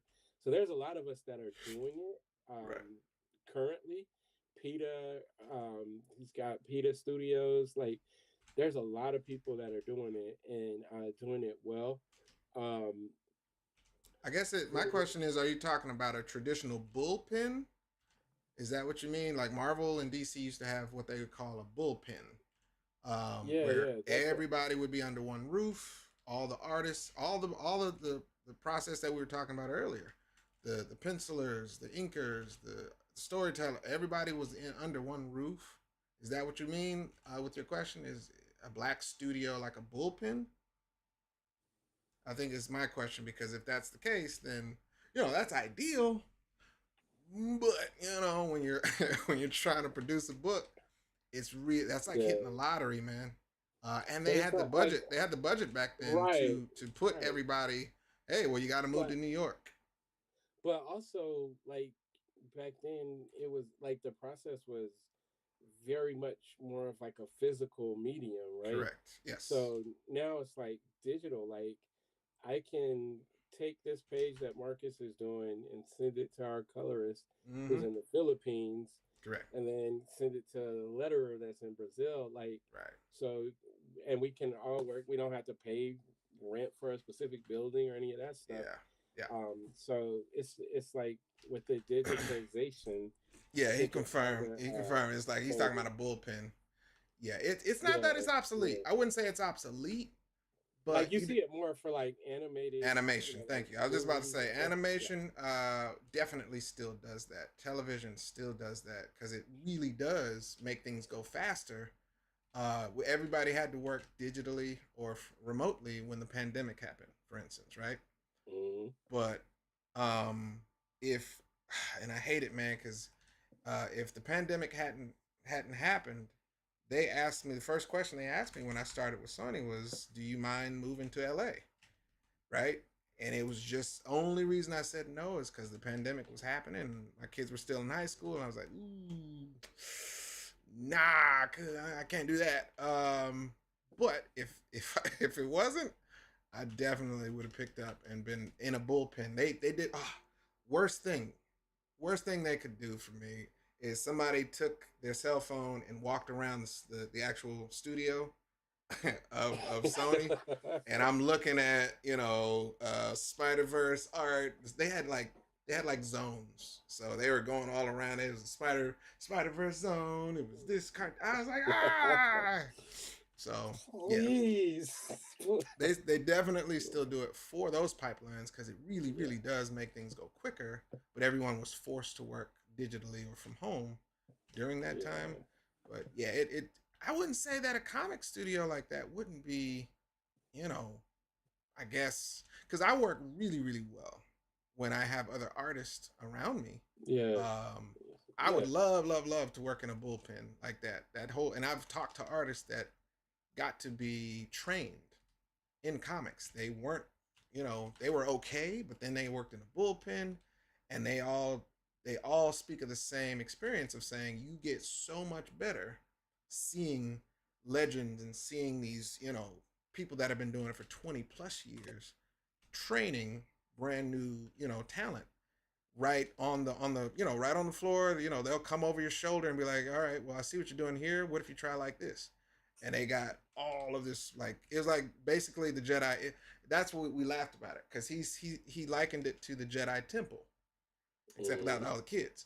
uh you had a whole bunch of Jedi masters teaching you right as you're doing the work. So there was no, hey man, is this good or turning it in. Everybody was helping everybody improve. It was like you got to ask all the right questions to the people that do it all the time. So it was dope. I think it would be really helpful to do it in real life, like currently, but you don't need Yeah. to. Yeah. And like, I almost got added to a writer's room for a show that ended up being amazing, but some people decided to fire a whole bunch of people and they weren't bringing any new people in. But the point is, I was very excited to abandon my family and everybody Whoa, man. to go to go, for my first chance to write in a show. Right, That would have been really exciting, and I'm the same way. right, I feel like sometimes when I'm just sitting by myself yeah, having to create a script, it's like right, I I'm used to being like, yo, man, if I write like this, how are you gonna do this panel? So it's like right, trying to plan everything out without any artist right, participation at all is I just get into my own head a lot. right, right. Where it's like if I come up with an idea, I'm working with Marcus. Marcus be like, "Oh yeah, that's dope. Let's do that." And that's what we Um, did. That's what we did initially with Starving Artists. yes, When we started, that's what Greg was talking about. When we first started working together, that was the actual feel. It was a small bullpen, small group. We only had three of us doing it, but it still felt, you know, really really cool compared to I just noticed when I look at the credits, I don't see myself listed as a flatter. No, you're right. You're right. Listen, man, I just there's still time. Ooh, slip past me, huh? There's still time. It's okay. It's okay, man. It's okay. You just Yeah. gotta really just get in there, man. But yeah, like I think I live for the creative like interaction Yeah. between the artists, Right. but sometimes you got to kind of I think once you get into like the professional kind of area, you got to take it how it comes. Correct. So if And they, digital really changed how comic art is produced because you don't, like Greg was saying, you don't have to do traditional pages anymore. yeah, Babs Tarr was very open about her process. She's fantastic artist, man, digital artist. She doesn't do tight pencils, similar to what I'm not doing right here. Um, I just like I got the very loose sketch, or sometimes I got nothing. But she does something similar to what I do, which is if I have, let me turn these off. If I have this chicken scratch right here, can y'all see that? Right? hmm This isn't tight pencils. This is very loose, rough sketch. Um, Traditionally, you're supposed to tighten this up to finished line art and then ink it. I hmm with digital art, right? And you can do this traditionally too. If you're dealing with sketches, you can probably put over like some vellum over the page or use a light box, and just ink straight on. But again, inking traditionally, you got to be a Jedi and not make yeah, mistakes. So that's kind of hard. But Babs does a similar process. She'll go from very loose sketch to straight digital inks. So that saves a ton of time. And that's where, the digital art process is like, well, I can do this at home. If this is all y'all need me for, I can do all of this at home on my computer and just upload the art when I'm finished. And they're like, okay. And as long as you hit the deadline, there's nothing to really complain about. the stuff you did for Marvel, you did everything, right? Colors. Yeah. So So that was a so you cool got the thing. Wakanda story. I'm just trying to make sure that people understand. Hmm. You got the Wakanda story and the Captain America story, right? I got Are those? I got Wakanda, and I got the Captain America, and then I got the Spider Woman. Oh, the Spider. Yeah, yeah. That was the other Yep. one I couldn't think of. Yep. And you did like full render on those. So you did colors, pencils, I got inks. on the Spider Woman. They brought in some help to meet the Oh, okay. deadline because I only had 2 weeks for that one. Oh, okay. I was like, So listen, what can y'all do to help me get to this deadline? Because, bruh, it was 14 pages. And I was like, listen, I can draw all of this. But he was like, hey, are you finished yet? I was like, no, no, I'm not. He's like, okay, well, I can get somebody to help. I was like, yes, please do that. So I colored the first handful of pages, and then they brought in some help for Spider Woman. But yeah, so far, so much right now. Uh, um, another we do good so. question. Will American comics ever be able to compete with manga? I don't think so. I don't know. Hmm. It's like the process is like it's just different. I think Yeah. it's actually been some really good talks about this on the internet over the last couple of weeks after the thing Jim Lee was talking about, where manga is beating American Mm-hmm. comic. I Yeah. feel like manga, like their approach is just different. Like one, I feel like it's a respected art form. Like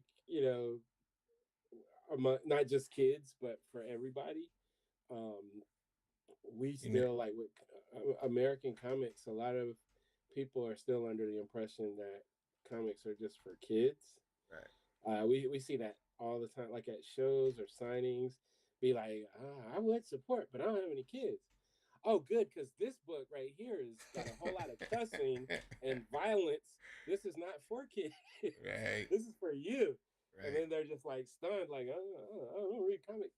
So, Right. we have like a lot of, like in Japan, you got, just like Tuskegee Heirs and other stuff that we have like fans in their 60s, Mm-hmm. you know. So it can happen, but I feel like our opinion, our view of what comics are, would need to change. Also, I've heard, and maybe Marcus can speak to this a little bit better, but I've heard that like in some instances, like in manga, like the pay and the conditions aren't, you know, Mm-hmm. aren't super great.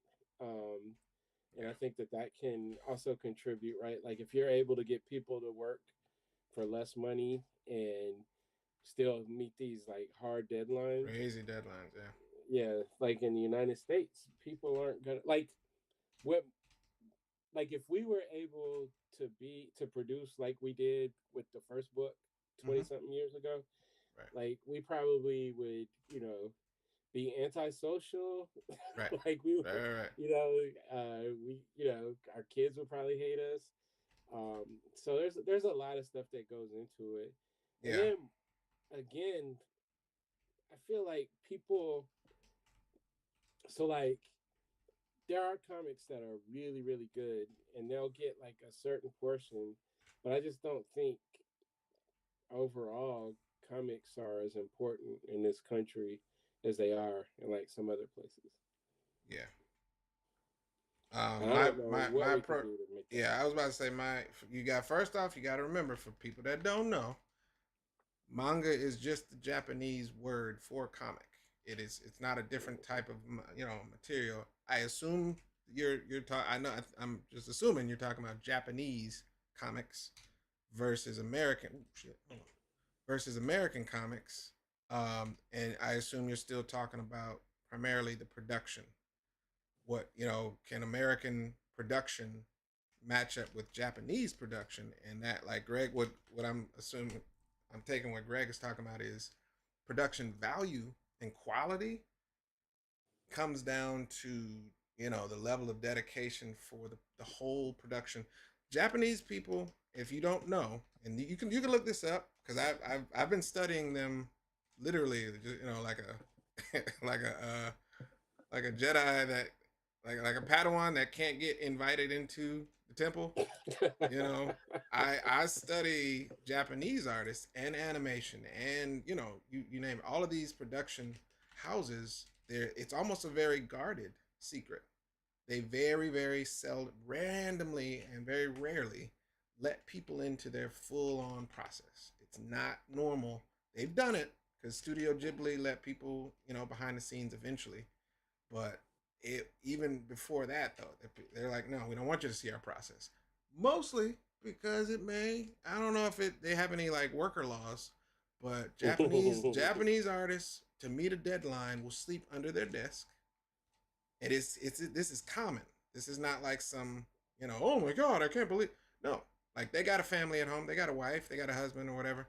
Those artists, if they're under pressure to meet a deadline, Japanese artists in both animation and comics will just sleep under their desk. They won't go home. They will sleep under their physical desk at work. See, I'm doing this without without these lines. I'm just trying to see if I can get them blocked out. It's They'll gonna be sleep. so They'll sleep right small. at yeah. They'll sleep right at work. Wake up, okay, after a few hours, not a full night of sleep, and get right back to work. And yeah, ask an American to do that. Not to say we won't, but again, what Greg said was, how much are you paying me to sleep under my desk? Oh, that's not enough. I gotta go home. I'll see y'all tomorrow. I would rather go sleep with my wife tonight. Deuces. A job is a job, but I don't.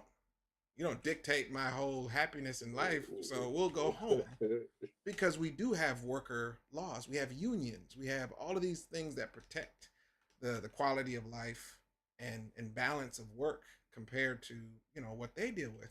And it actually showed up last year, the year before last, I think 2024, with Jujutsu Kaisen.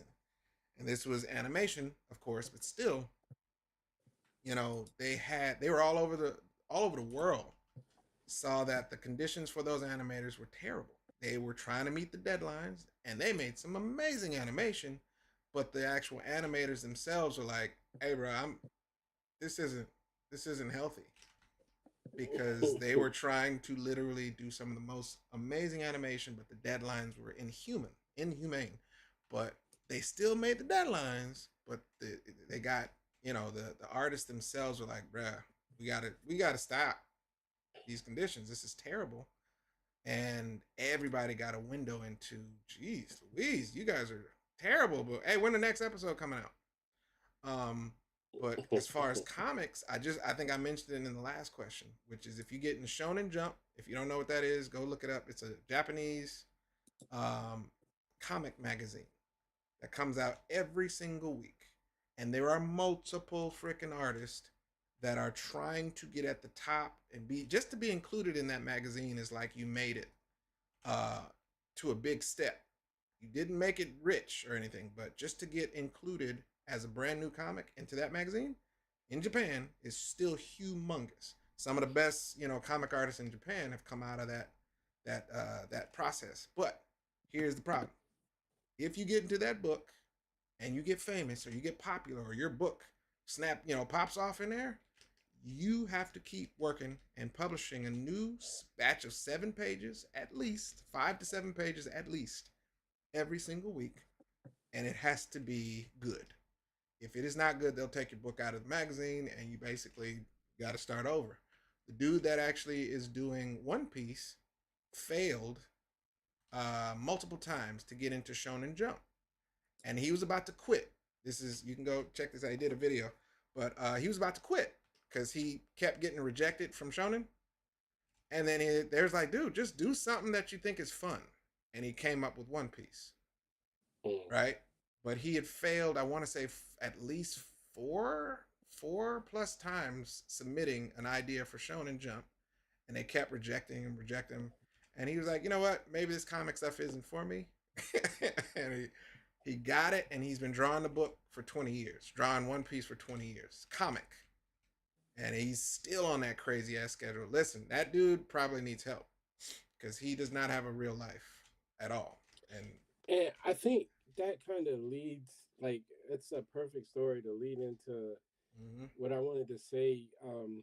There's another part that we typically tend to overlook.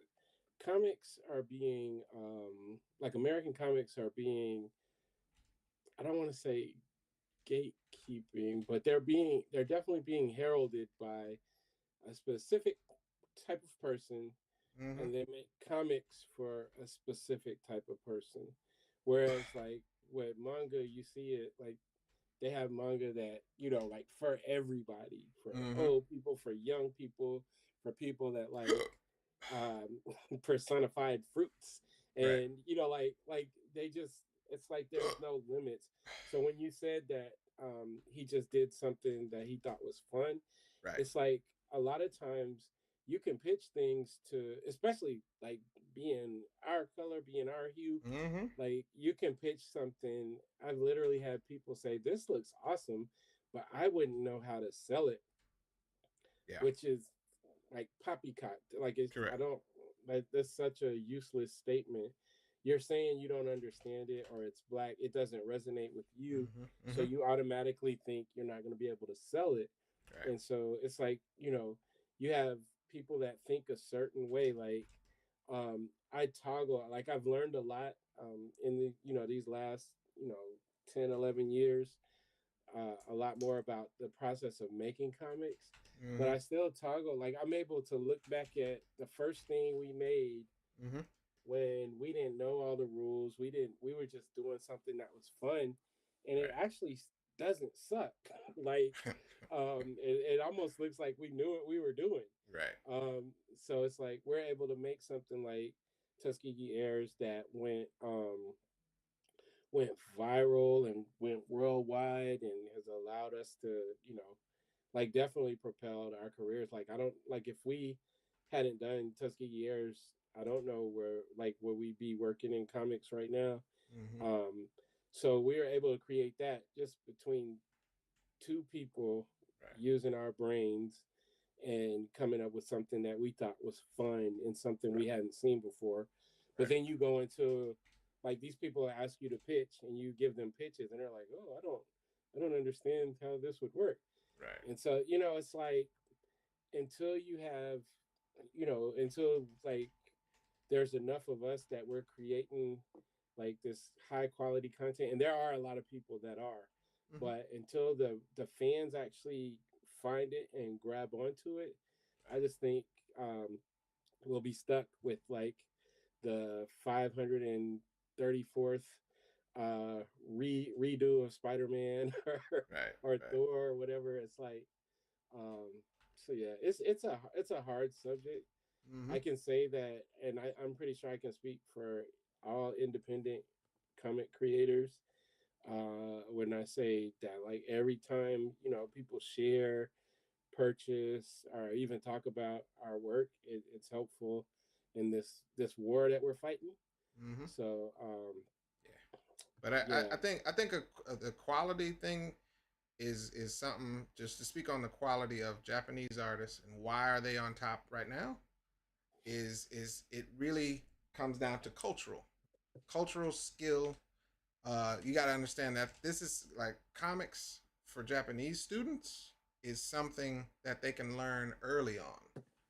It's respected as an actual career path early on, like as children. Here, I've argued with parents, like a 12th grader at a high school, said, "Hey, can you come talk to my parents?" I was at a career day, and they want me to be a, cybersecurity. And I was like, "Oh, that's good money." Like, yeah, but I don't want to do that. I want to do comics. I was like, "Ooh, I understand why you would need my help." The parents yeah. Well, listen, man, they have a good head on their shoulders. Don't be mad at them, because you would actually that's gonna be necessary for a long time. But she wanted me to help make an argument for her to do comics professionally, right? So starting with education, starting with the cultural view of comics, still to this day, starving artist, not the comic that Greg showed, but the concept of a starving artist is still really clear for most parents.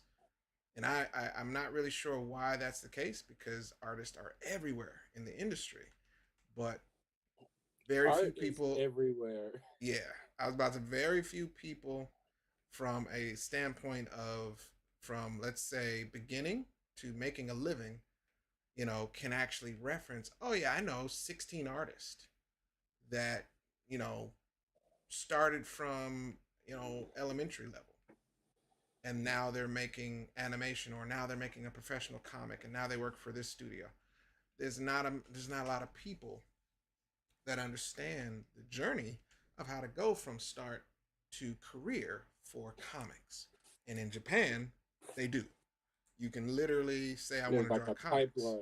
Yeah. Yeah. And it's It, early. It's really early. So they will cultivate a young artist that shows any level of interest in that medium, because they're well known throughout the world for doing that. And they know it. They're Japan knows it. They set the standard, they set the bar for quality work. But if you're a young person and you're like, hey, I think I want to do that, they'll cultivate that desire and be like, okay, cool, let's see what you got. They have, if you Google it right now, I don't know what it's called, but there's a actual school wide test to see if you can draw I in Japan. failed that. And no, it's the crazy thing is all of them are dope. All of them are really good in my opinion, but it's not to say that you can't draw. They're looking for aptitude. They're looking for how good are you, and then if you look at the don't look at the drawing as much as you're looking at the age of the kids.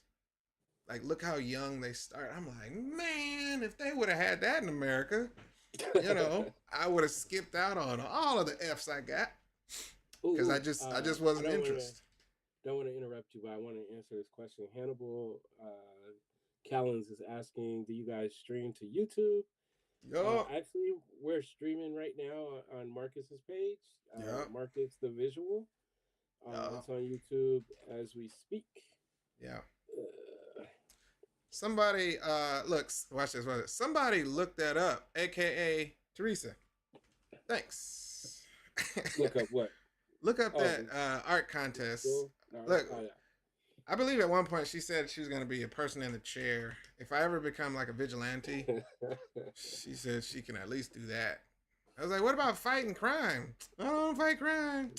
Just don't go to the bar with her Lies. because she'll try Right. to take your drink ticket. Your drink ticket. Oh gosh. Oh man, we're already at 9 o'clock. All right, we're gonna see. Well, listen. What I've done here, folks. What I've done here is we have lined up this art. Now, remember, I said I was gonna paint the crap out of this, but if I want to be logistically correct and stay tuned to what I said I was gonna do and not do, Not supposed to color all this. Right. Uh, You're so close. right, right.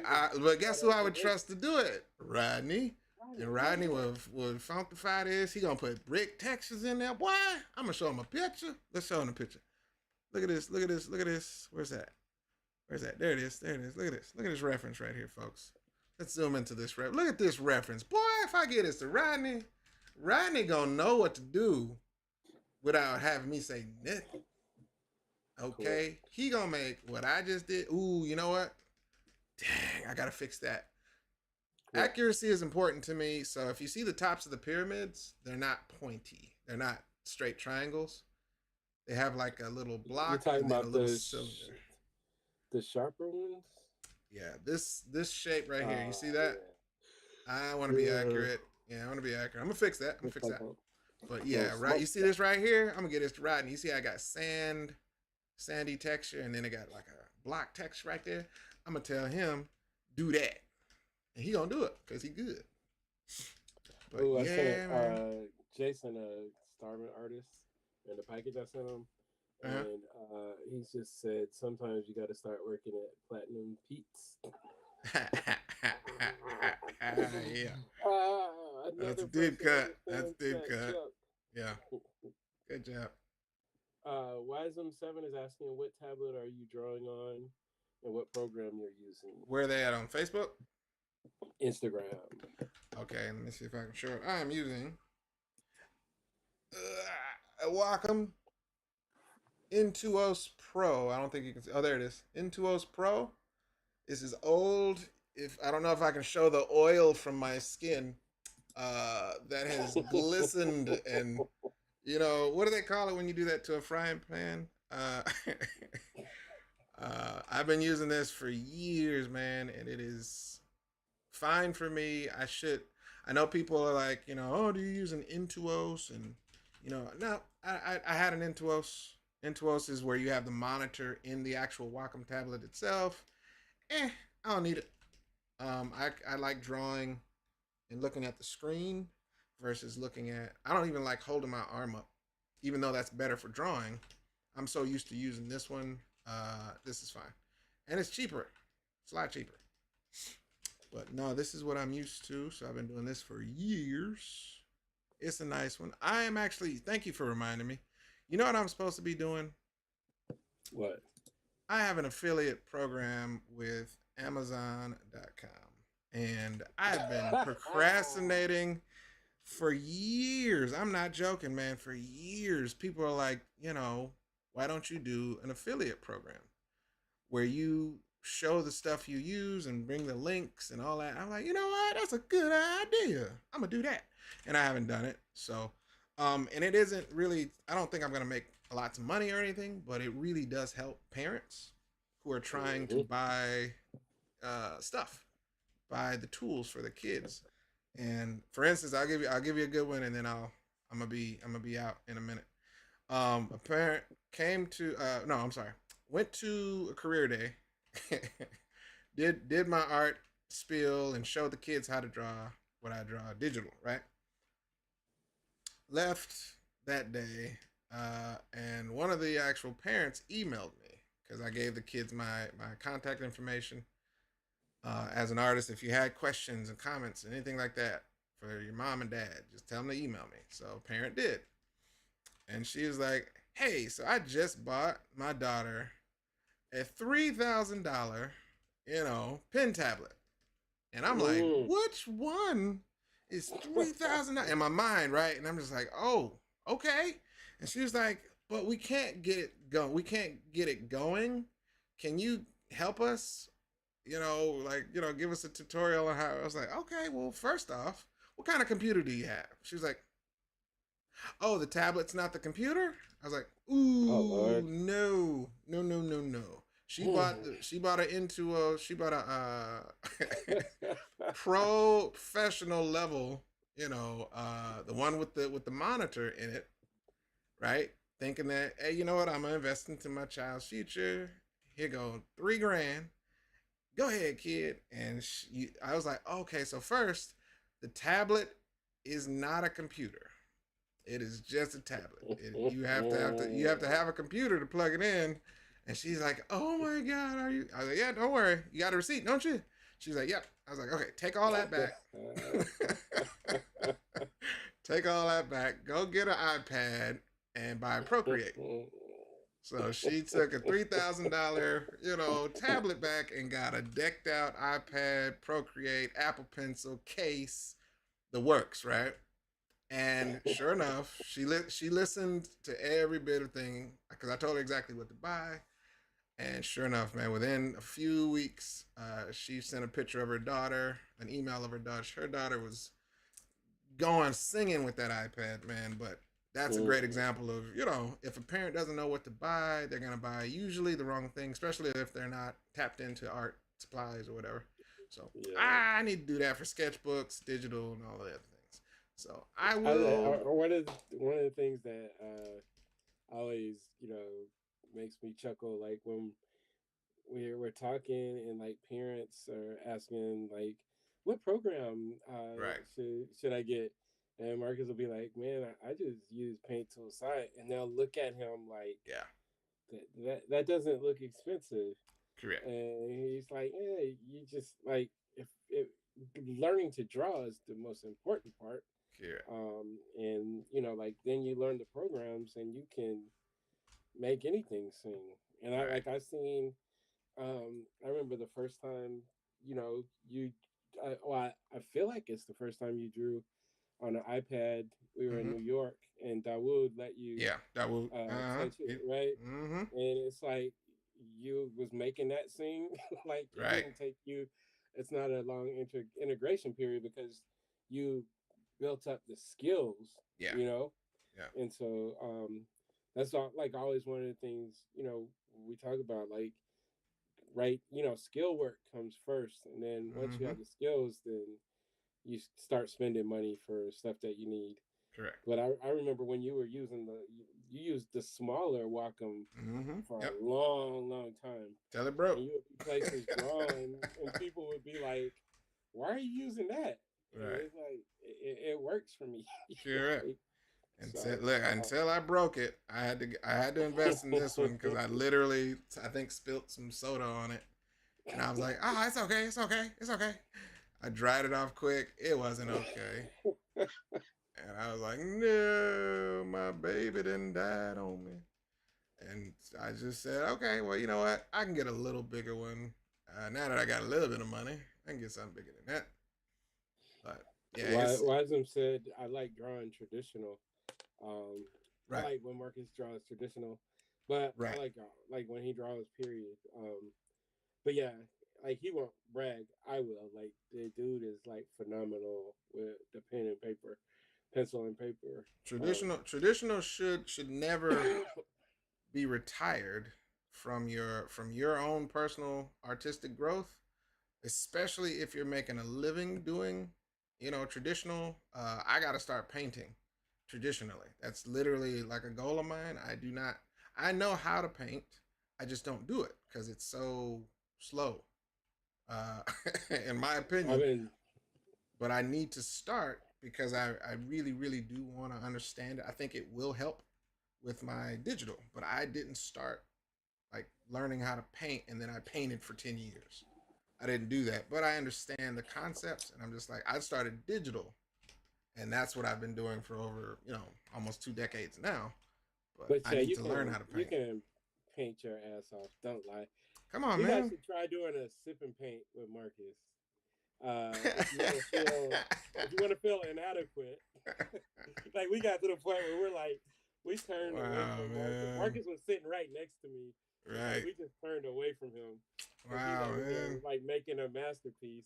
And I'm looking like I hadn't painted in years, man. I was just saying. A caveman painted with his toes. Yeah, Marcus is full of it, y'all. What? I'm not. I've seen him like. There was one time when we had like a hip hop website back in the days, and we used to go to a lot of events. And one day they was like, Marcus, have you ever did graffiti? And he's like, no. And they just gave him a can of paint. And this dude did like a Mega Man that looked like they ended up They ended up leaving it on the building for quite some time because it was Right, so dope. And he did like not knowing the like rules of graffiti, so it wasn't like traditional right, graffiti, so to right, speak. But it was his first time, doing art with a spray can, right. and it looked like a masterpiece.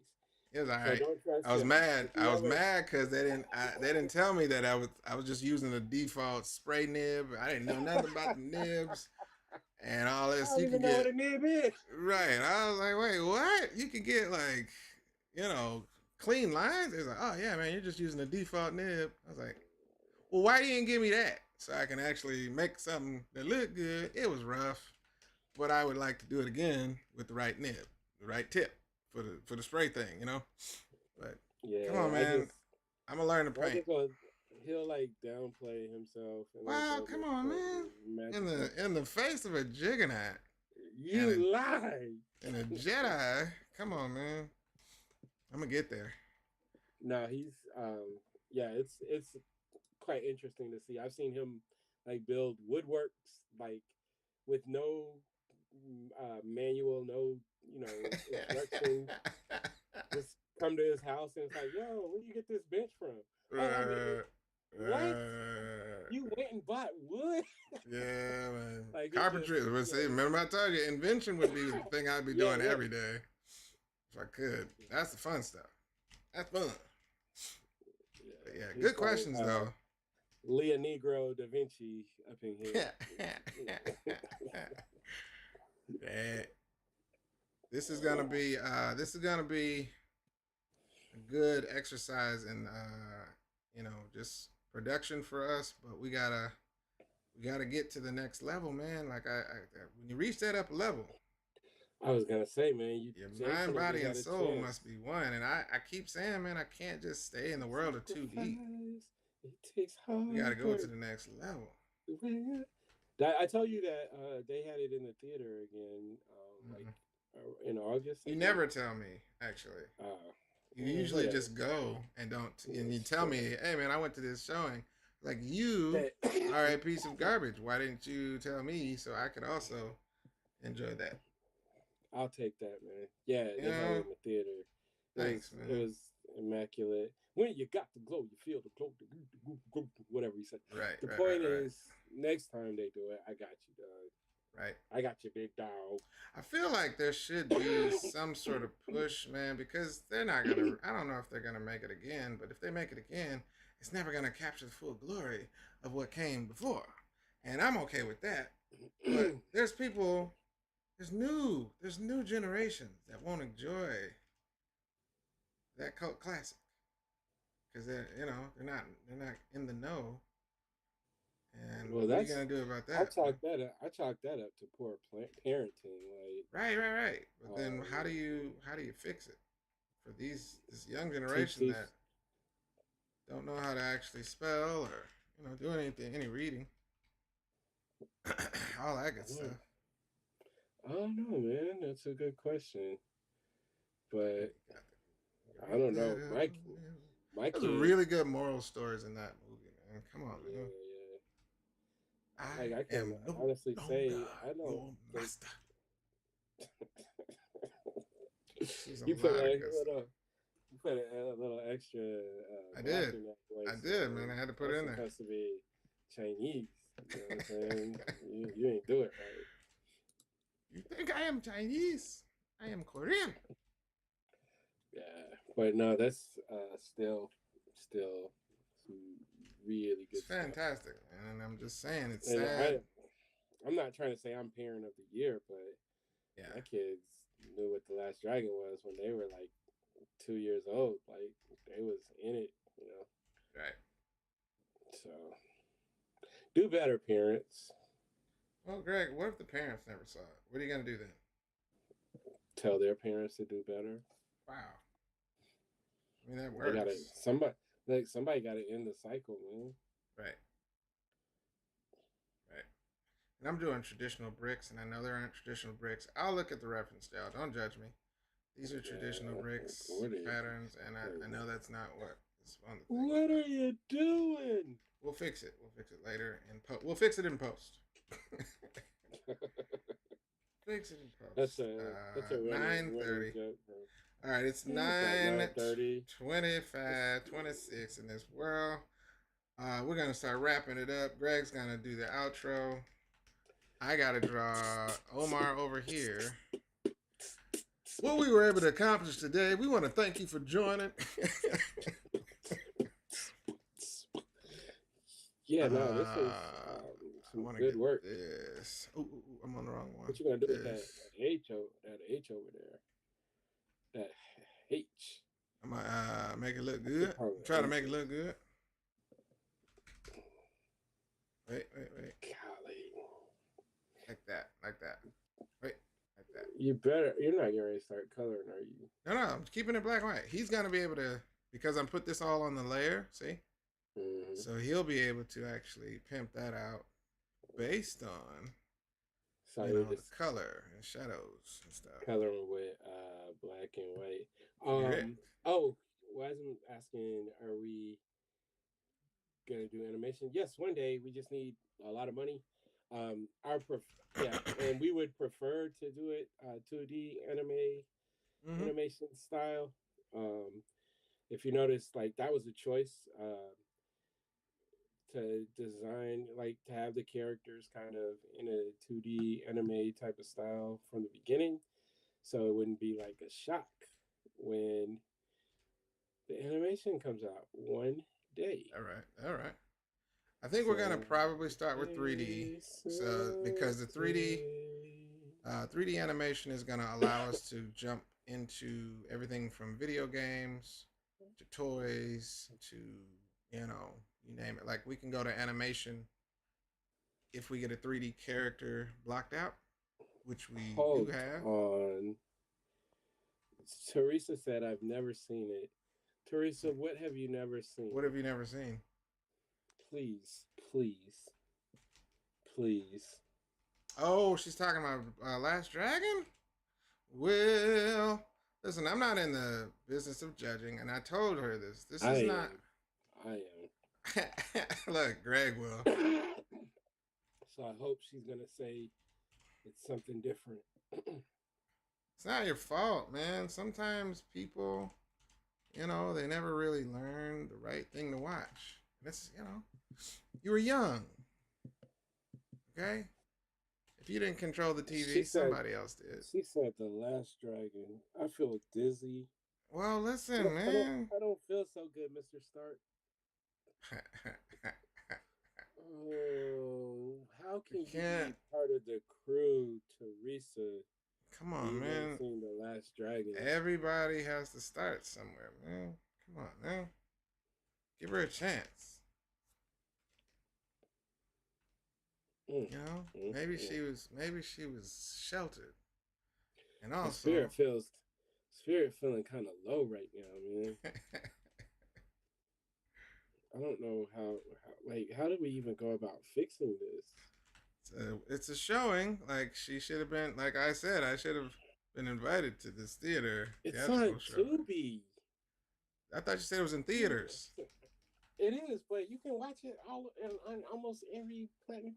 She says I blame my PWI. No, because that movie came out before you went to college. So cut it out. Oh, we can fix it, man. Don't worry about it. It's not your fault, man. It is your fault. How Janae gonna come in here when we get ready to leave? Come on now. What? What up? All right, so I got a couple of more things to make this sand feel like the dunes. Let me pull up the reference one more time. All right, you see these dunes? There's rocks. There's camel tracks. There's sand. I think Rodney would be able to do a lot of it with color, so I'm not gonna overdraw necessarily. But yeah, I think I'll add some rocks, some little black rocks. We got our cast here chilling in the wind. They doing what they do. Yeah, I know. I just got to draw Omar going into this building here because that building shows up here. And then they gonna go inside. We got our reference. Look, reference for the handshake right on. Ooh, got this beautiful skin reference from this lady on this dude right here. Man, that is so freaking good. Dude. It's gonna come together as one. But Greg said I wasn't supposed to color no more, so I'm not gonna color no more. When you start listening to me, now you want to start listening to me. This makes sense. But yes, thanks everybody for joining. We got more work to do this week, so if you guys feel like joining some more and watching the progress, we should be on page. I'm gonna finish this out and then get on page 3. And then me and Greg are gonna have to meet to get the next couple of sketches. Yeah, we can do that from the script. But as you can see from this wonderful chicken scratch, this is where we have started. We have 2 pages down. This page took a lot. I'm not gonna lie. It was a lot of. It wasn't a lot of just drawing. It was a lot of design. So a lot of brain power went into it. Show him how it looked though. Show him how it looked. This is how it looked. This one right here. You see that right there? You see that right there? That's what this looked like right here. Wow. So there were changes made. There was designs made on the fly that I didn't actually stop to do a character sheet or turn around. You know, we just did it. We did it the way it was supposed to be done, but not supposed to. I just noticed, man, why Abel looked like Ice Cube. What, man? He upset. He upset. He ready to cuz he's going. Cuz, man, he has a dark past. Jamie Odell. All right, good night, Margo. We'll be going on the same time every night. We've been last week we were doing 7 o'clock Eastern 7 o'clock PM. So that's what we're gonna try to stick with this week as well. All right. So yeah. Mm-hmm. We will be here, and yeah, man. If you got questions, if you got comments, if you guys enjoy this, if you're getting value out of this, tell people you like, not the people you don't, that we are doing this. And if you got young people, we will also try not to be vulgar in any stretch on purpose. Greg, I can't promise, but you know, if you got a young person that wants to see this content, if they have questions, put them in front of it. Let them ask their questions, and we will keep the party going. And we're gonna finish this out and get on to page 3. One last thing, like if you're, well, I don't know if we're ready. I just wanted to say this, make sure we got that in. If you're watching these or you're coming in at a certain point and want to see like more of it, we are like all of them are being saved on our Facebook page on Tuskegee Heirs, so you can definitely go there and get the whole gist. And you know, we still take comments. Sometimes we respond. But these have been fun. I think they've been really fun for us. And also it feels good to see like people are still rocking with us, because we've been working on this for a good amount of time, and we have taken a bit of a hiatus. So we're trying to get back to cranking this thing out for the people. Yeah. So thank you guys for sliding through. Randy Watson coming in. Sexual chocolate. Well, I'm about to say sexual chocolate. Everybody coming in when it's time to go. What's going on? All right, man. Listen, we're gonna get them in. Y'all come on in tomorrow. We're gonna keep the party going, and everybody gonna understand eventually why we're doing what we're doing, man. We got to keep the party going, get everybody in here, and we will make sure to get this finished. And at the end of it, I'm thinking we'll probably just edit it all together into just like a 90s montage or something. Yeah. So it's working. All right, man. I'm gonna go get my daughter. You always gotta go pick up your kids and be a responsible father. I try, man. Try. Thank y'all for joining on YouTube. Thank y'all for the comments and questions, everybody, and more to come to my road. Y'all be good. Don't actually be, abducted by any ICE agents, and y'all stay positive. That's such a terrible. Right. It's like the things you got to say these days. Look, they scooping up anybody. You don't have to. You can be a citizen. I was about to say, look, Americans aren't safe, so y'all be careful. Look, keep your passports on you. maybe not. Maybe that works. Maybe it doesn't. We don't know. But worst case scenario. Worst case scenario. But yeah, man. All right, I'm gonna stop. I'm gonna stop. If I do any more like special work where I'm like, oh, that was important, I'll try to record it, and then we'll go from there. But that's it. We did good work, and I'm about to go ahead and go get something to eat. Son, tea. What's happening Now it here? really comes out. Right. All right, y'all. Peace. Juice.